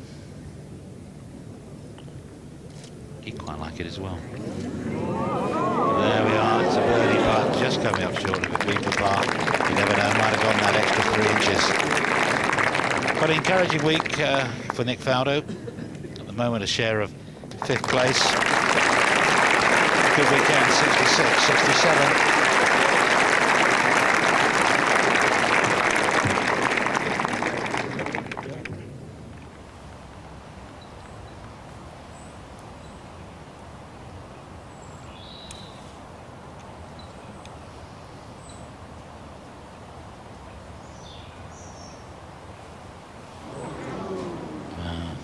Wondered if first bogey in 2 days. Last time he dropped a shot was at his penultimate hole, round 2. It's a bit, it doesn't matter in terms of, it's not going to stop him winning, of course, but what a pity when he got to 24 under and would write his name in the record books.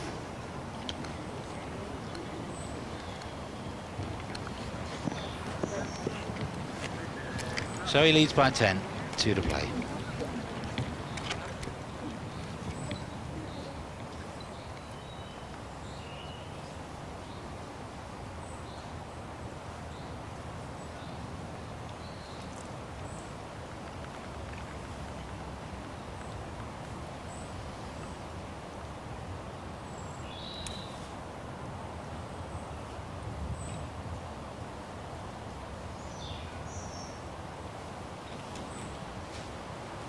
Now he used to play on 70 its price. So he's using the putter, but because he's not actually on the putting surface for the purposes of stats, this doesn't count as a putt.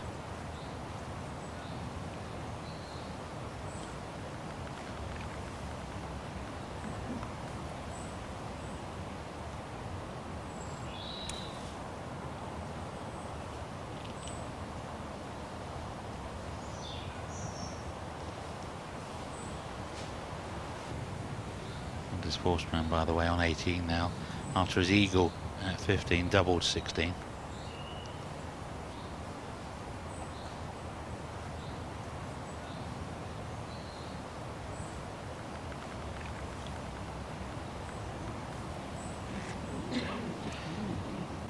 Again, there's a ball one that's going to be a tricky one to save par. But I expect it make it.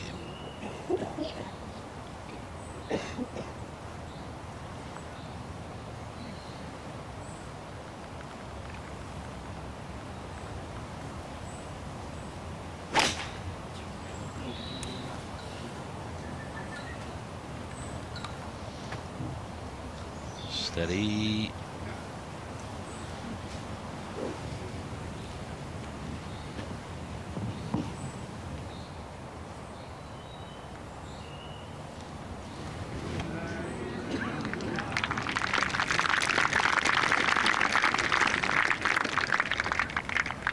There's a leaderboard around 17.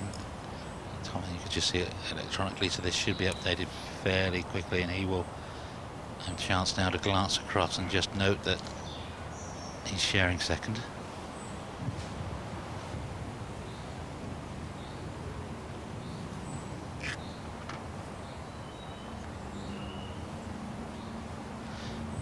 No prizes for guessing who that belongs to.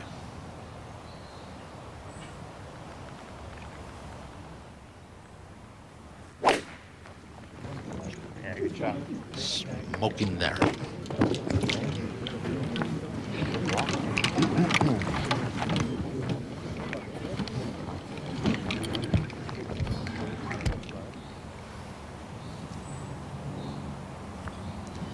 Gromberg knows the line of this one from yesterday. Got a good memory. Now he goes above Nick Faldo into 5th place on his own now.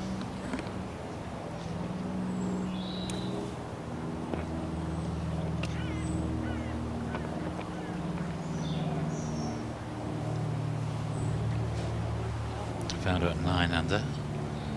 Phil Price has a tricky one to stay on that mark also.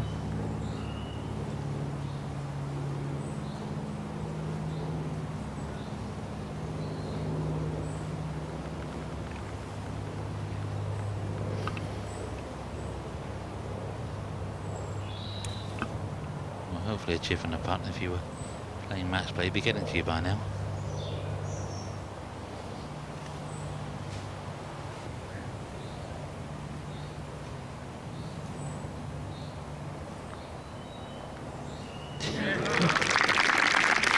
17 out of 17.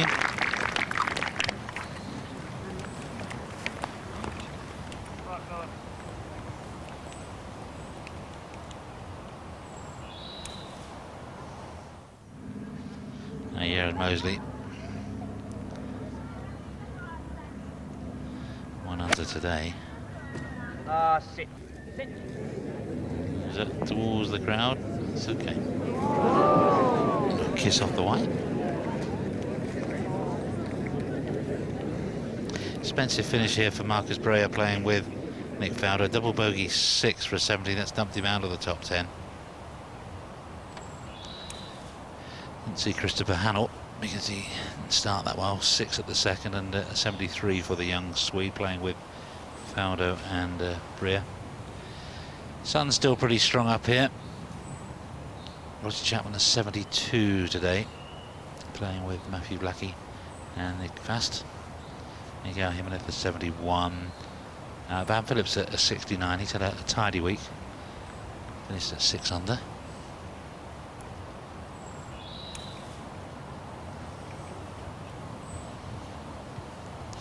Roger Chapman, of course, who played with Eduardo Romero the first 2 rounds.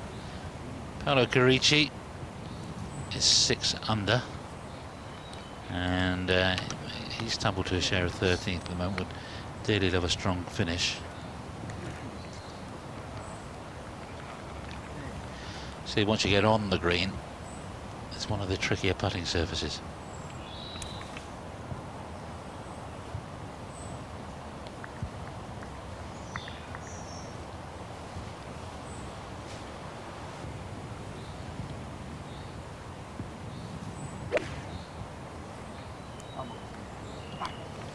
With a 7 iron to cover the 162 yards and a little bit of a fly up, and that's the worst place, position Z.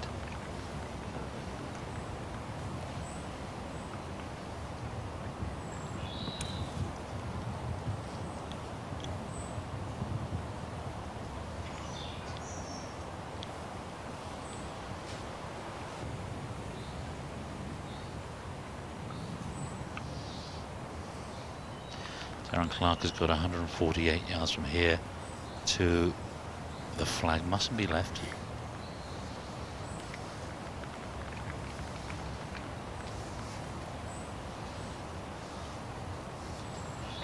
Feed it in from the right is the optimum shot.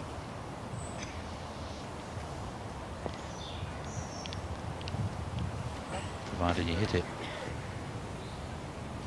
Maybe a little mindful what happened to Carici's ball. That's about where Nick Fowler did very well to get down in 2 from.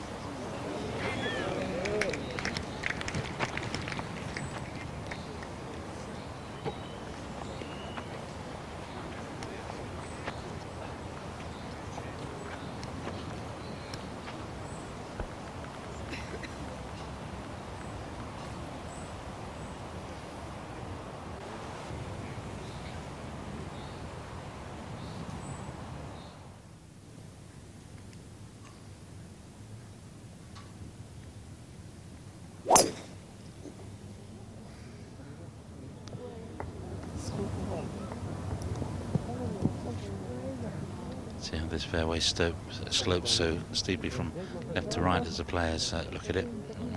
Find in the middle of the fairway. Will do for Tess. Head on the green, Jared Moseley.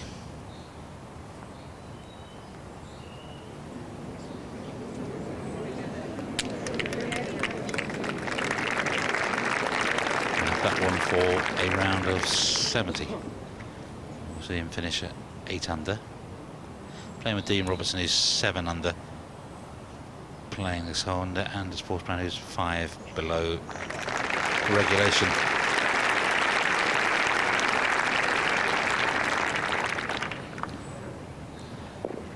found his form in recent weeks, and now he's looking for the really big week. Wouldn't surprise me if he was there or thereabouts next week. Run of form, continue to make a putt or two, as he didn't yesterday, and who knows.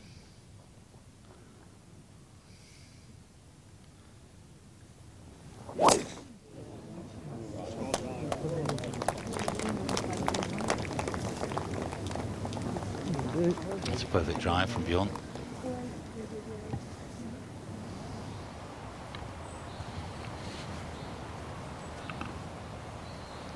So I have to say the pace of play has been significantly quicker than yesterday, where they were taking about 4 hours 50 minutes.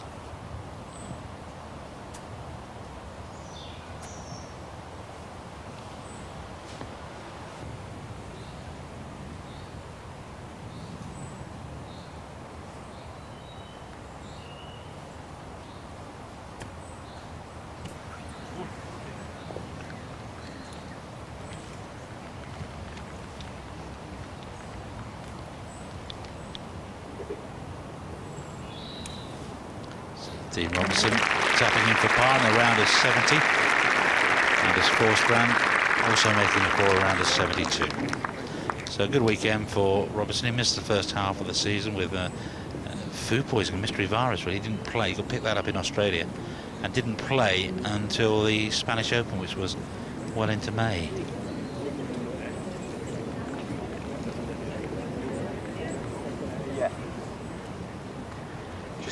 Just a normal one, it's not a big one.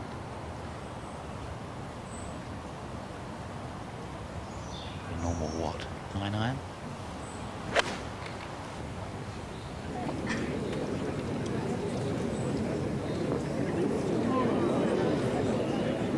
Well, Kelly told him, not a big one, just a normal one. He may get a drop, but he may have dropped £30,000 or so.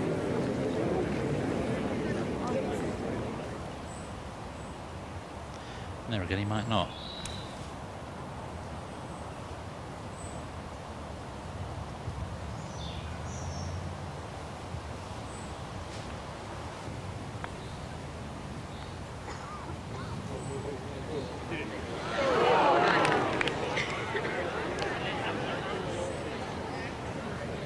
Here's one for the stat boys. Will that count as a 3-putt if he doesn't make the next one?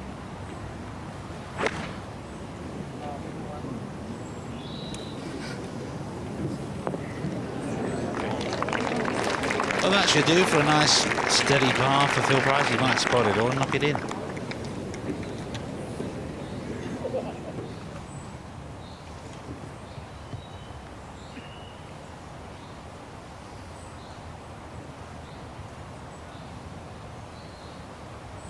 All three got similar shots.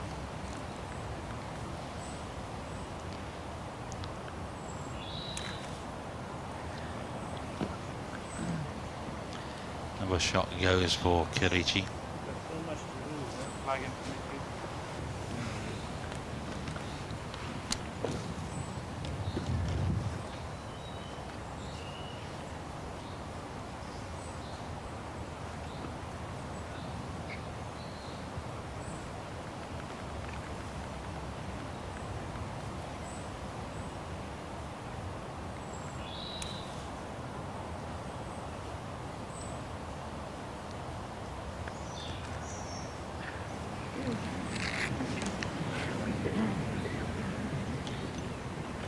It looks so simple, but it's steeply uphill.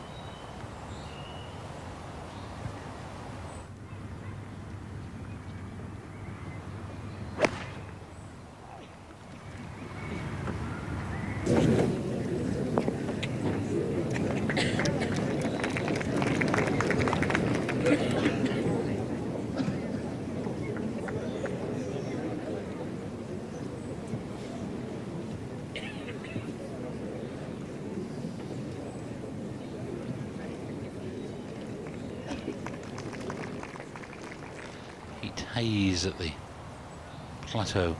This is Cran-Sur-Sierre, Crans-Montana, 5,000 feet up in the Swiss Alps. And having watched the chips of Kirichi and Clark, Romero should have learned a little about this, and I wouldn't be surprised if this one goes very close.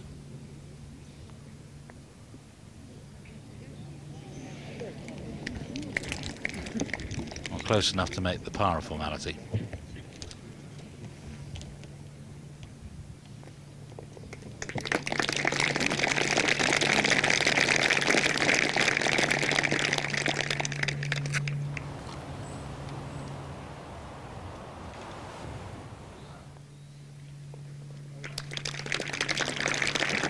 Clark slips back into third place, but of course Bjorn has problems of his own at 18. Sympathetic applause for Karichi, but he's only just in the top 20 now. 4 over for today's round.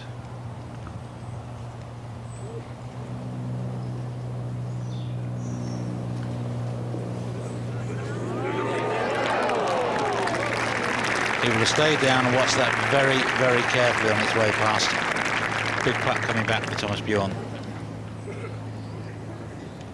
If he makes it, Darren Clark will need a birdie at the last to share second place.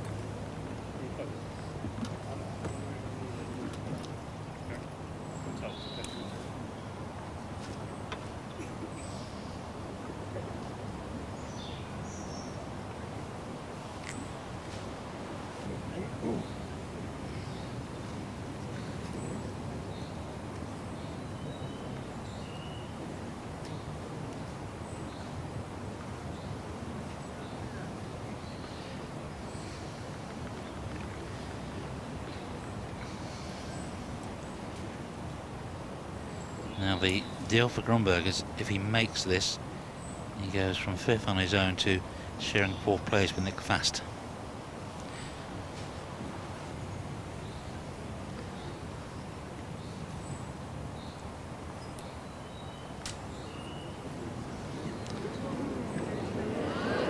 I'm surprised that he left that one short. He would not have intended to.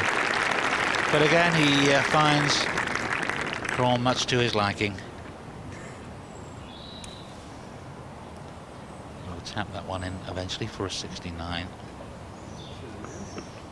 You never know, he might be caught by Philip Price. Can Price make his first birdie of the day?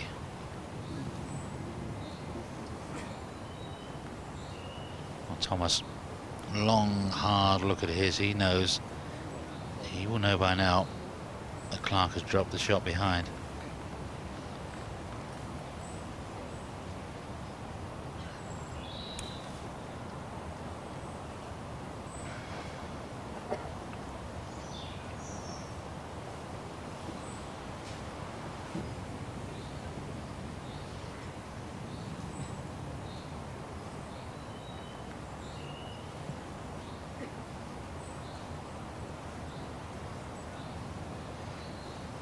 Price makes this one.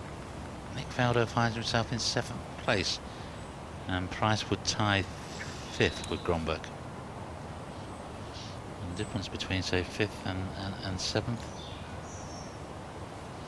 it's around £12,000, so it's worth taking your time over.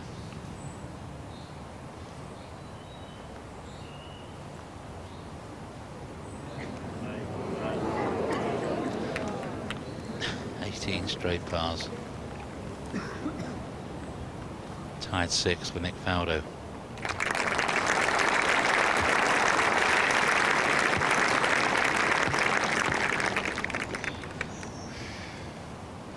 For those of you watching in black and white,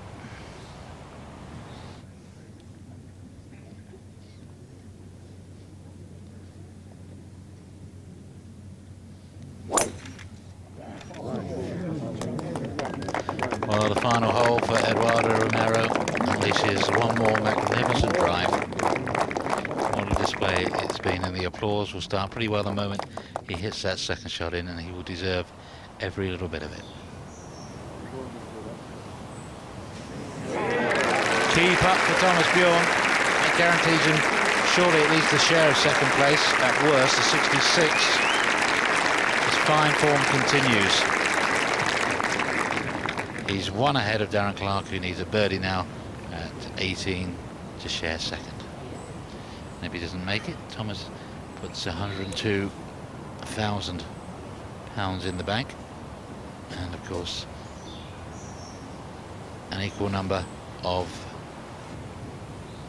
Ryder Cup points.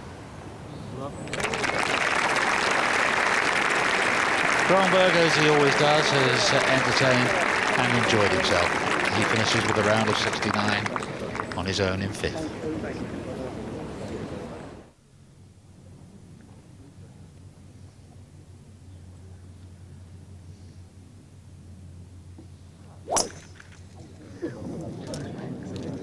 Way to the left, up towards the trees. Not good. Could have done with nudging one of the crowd and maybe getting a lucky break. He may be able to punch it in, but the job is done really for Eduardo Romero. He can think about his victory speech. He can think about the check for €250,000. And most of all, he can think about being a winner again after 6 long years.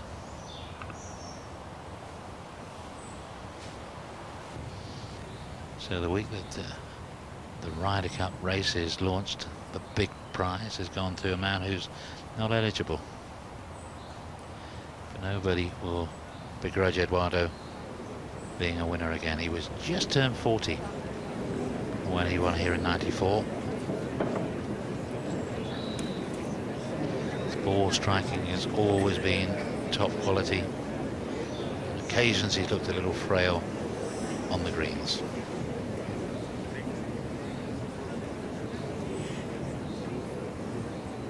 He would need a birdie to equal Colin Montgomery's 24 under winning total, low cron total, and also to equal the biggest winning margin on the European Tour in Europe.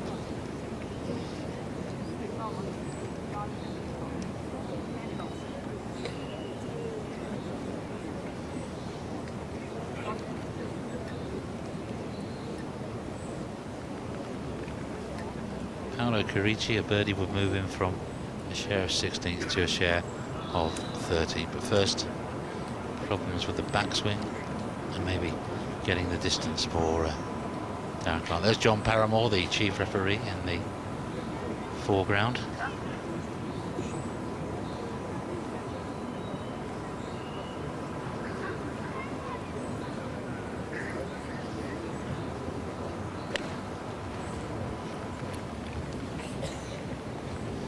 I think Carici has just made, and he does like to please the home crowd.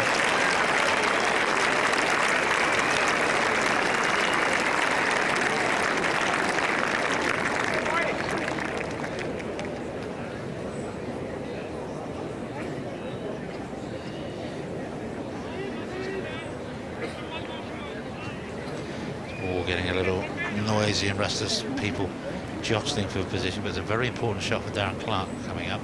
Certainly in terms of the order of merit.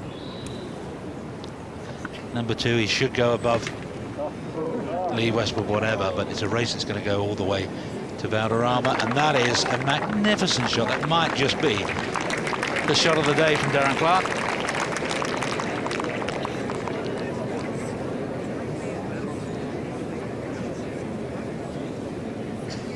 Walking ever so slowly now, just ease back and come on, Eduardo. It'd be lovely. Just put this one right by the pin.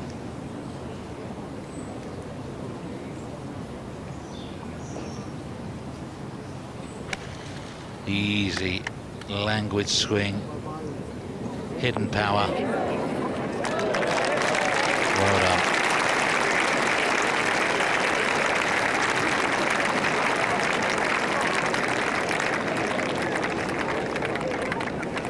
There's your winner.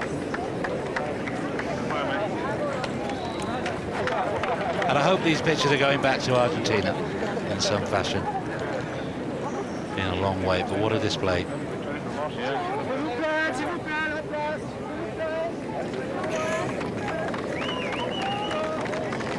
The champion enters the home arena.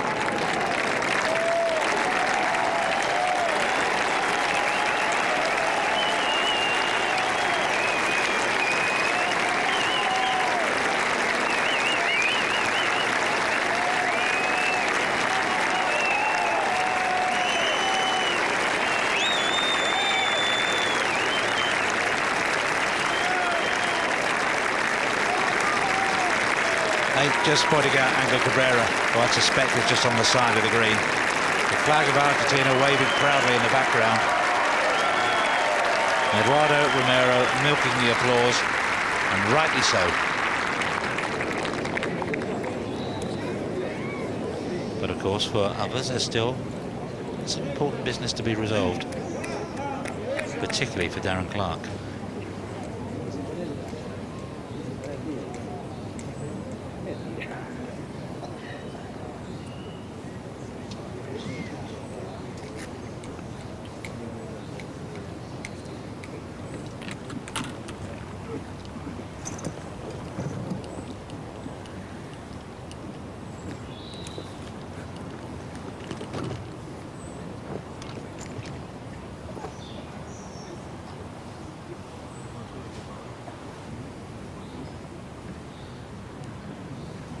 Darren Clark first to putt. He's got this for a round of 16.9. It's been a ragged finish.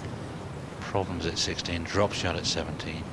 But he's got this putt to share second with Thomas Bjorn.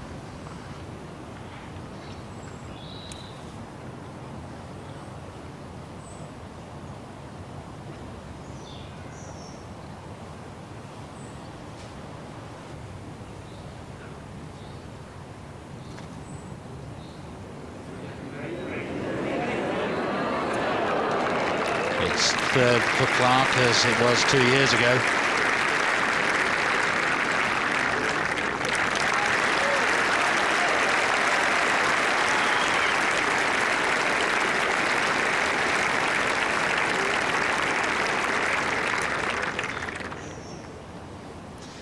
Good week.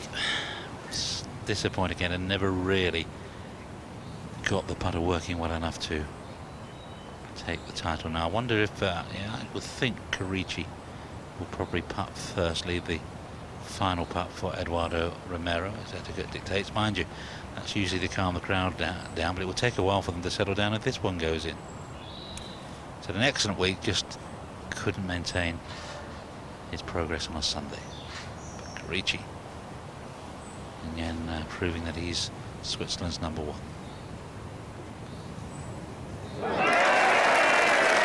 And finishing in some style.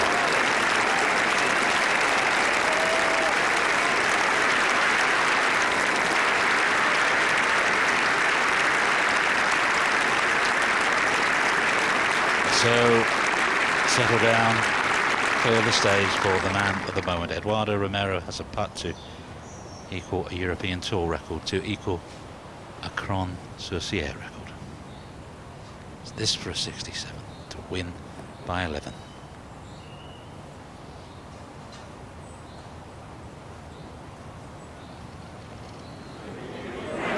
Not to be, but it doesn't really matter. Records are there to be broken. What we will long remember is Eduardo Romero's friendliness, his style, and the sheer class of his golf. 23 under, and he wins the last Canon European Masters by 10 strokes.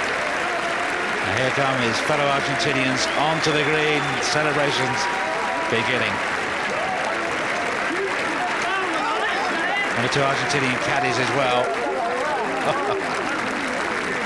Careful with the football shirts are out, and joyous scenes. It took more out of him than perhaps we may have imagined. It was that second round 62 that made it possible, and he just had to keep it in play, keep his nerve today. Ya me voy.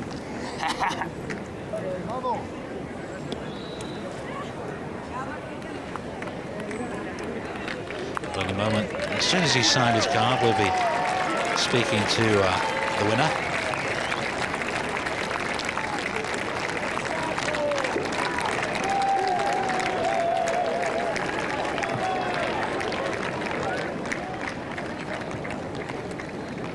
Big hug from Angel Jimenez, Andrew Chandler there as well, waiting for Darren Clark, but adding his congratulations.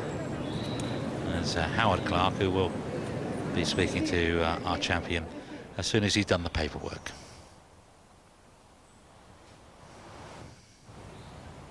No wonder he's smiling, a quite sensational display.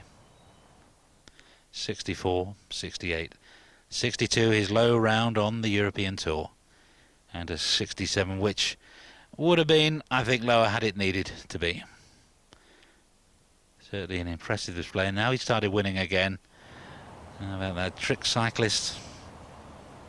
I think that's a little over the top, maybe. But you wouldn't begrudge it. Thomas Bjorn comes through second for the second year running, but in a very different fashion to the way he was pipped by Lee Westwood 12 months ago. Darren Clark, well, if the putter really had behaved, he would surely have run Eduardo much, much closer. Good week also, good final round for Nick Fast, the low round of the final day. Nick Faldo confirming that he is not far away from his very best. He's had a very good weekend. Mattis Gronberg, normally a feature in this tournament, which he's won in the past. 18 pars for Phil Price today. Would have been a little frustrating. And an excellent week from different end of the scale for Matthew Blackie, not in the 150 top names on the European Tour, struggling to keep his card, having only got it last autumn. And 3 excellent rounds after an opening level par 71 for the Englishman, and that might just launch the saving of his card. We shall see. We'll get him into next week's Trophy Longcom as well. Dean Robertson, a 63 yesterday. Michael Campbell setting the pace early on day 1, and then just falling away on day 2. Angel Cabrera finishing strongly 67 just to make it an even better day for Argentina, and then hanging around to lead the celebrations. Paolo Carici 66, the highlight of that was the 29 on the front 9 yesterday. Disappointing to fall away 74, but at least he managed to finish in some style with a birdie. Anders Forsbrand may be reviving it as well. Lee Westwood in such good shape at the halfway stage, and it all went wrong for Lee yesterday. 3 double bogeys and 71 today, but he'll be back. I'm sure he's no longer top this week of the Volvo Order of Merit. Darren Clark will surely have gone above him. Be very close, and it's going to be close all the way down to the final tournament. I'm just hearing confirmation that Darren Clark has gone number 1 in the European rankings. Jose Caceres from Argentina, the first Argentinian this year to win on tour in Dubai. And I think Eduardo Romero not too far away now from speaking to our roving reporter, Howard Clark. Paul Laurie next week. Jamie Spence, who once fired a 60 in the final round to win this tournament. But this is our champion, Eduardo Romero, by a massive 10 shots. And he's down by the side of 18 now. And he's speaking to Howard Clark. Eduardo, a fine end to a wonderful tournament. Well done. Thank you very much. I'm very happy. I'm pretty great this. I think it was my best week this year, and well, I'm very happy. I'm very happy. I don't know. Were there any turning points today? Was there a point in the round which you thought, well, it's mine now? Yes. I think I have to try today my best, and I just tried to put the ball in the fairway, just no miss the greens. Well, I think I'm doing very well today. I'm playing very consistently today. And I think the biggest point of the week was your chipping. The chipping was superb throughout, and just one little blemish on 16, but the chipping was, I thought, the best I've ever seen. Yeah, I think so. I think I'm playing a lot in Argentina. I have in my garden, big garden. I'm practicing every day, and then I'm playing fantastic. Thank you very much. I have a garden like that, but I usually chip them out of it. Well done. I'll let you go and enjoy the ceremony, and congratulations. Thank you very much, Howie. Thank you very much. Thank you. Bye-bye. Thank you. Be good. There we are, the confirmation at the top of the order of merit is very, very close, and Lee Westwood taken off the top spot. Darren Clark's gone past him. Thomas Bjorn with second place has got quite a bit closer to Ernie Els, who's number 3, and it's just getting a little harder all the time for Colin Montgomery. Strong showings from Philip Price and Michael Campbell in the absence of Jose Maria Olazabal from the cast. He'll be back next week in Paris, of course. But Eduardo Romero, his favourite saying to Cameron was, "Don't worry, be happy." And he's happy now. You can't blame him, maybe thinking about getting a bigger card.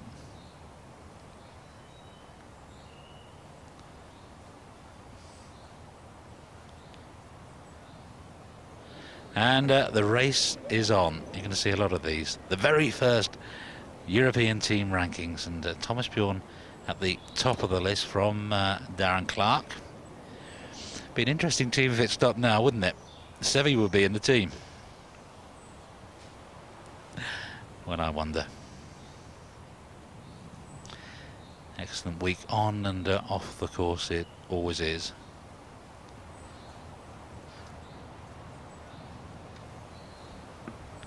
Nick Faldo, in many ways achieving what he set out to do, to get a good solid start to his campaign for a record 12th Ryder Cup appearance. Thank you very much. Thank you. Thank you. Congratulations. Thank you very much. On the left, Gaston Barras, president of the organising committee, and the trophy presented by Charles Ackerman, who's the Canon Swiss president. And what a way for Canon to bow out. Many thanks to them for their generous sponsorship over the last decade.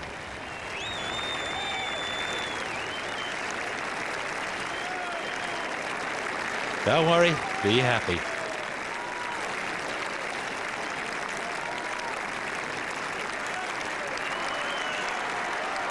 And that's it. Ken Brown in the commentary box next week. I'll see you somewhere down the road. Thanks for your company. From me, Steve Beddow. Goodbye.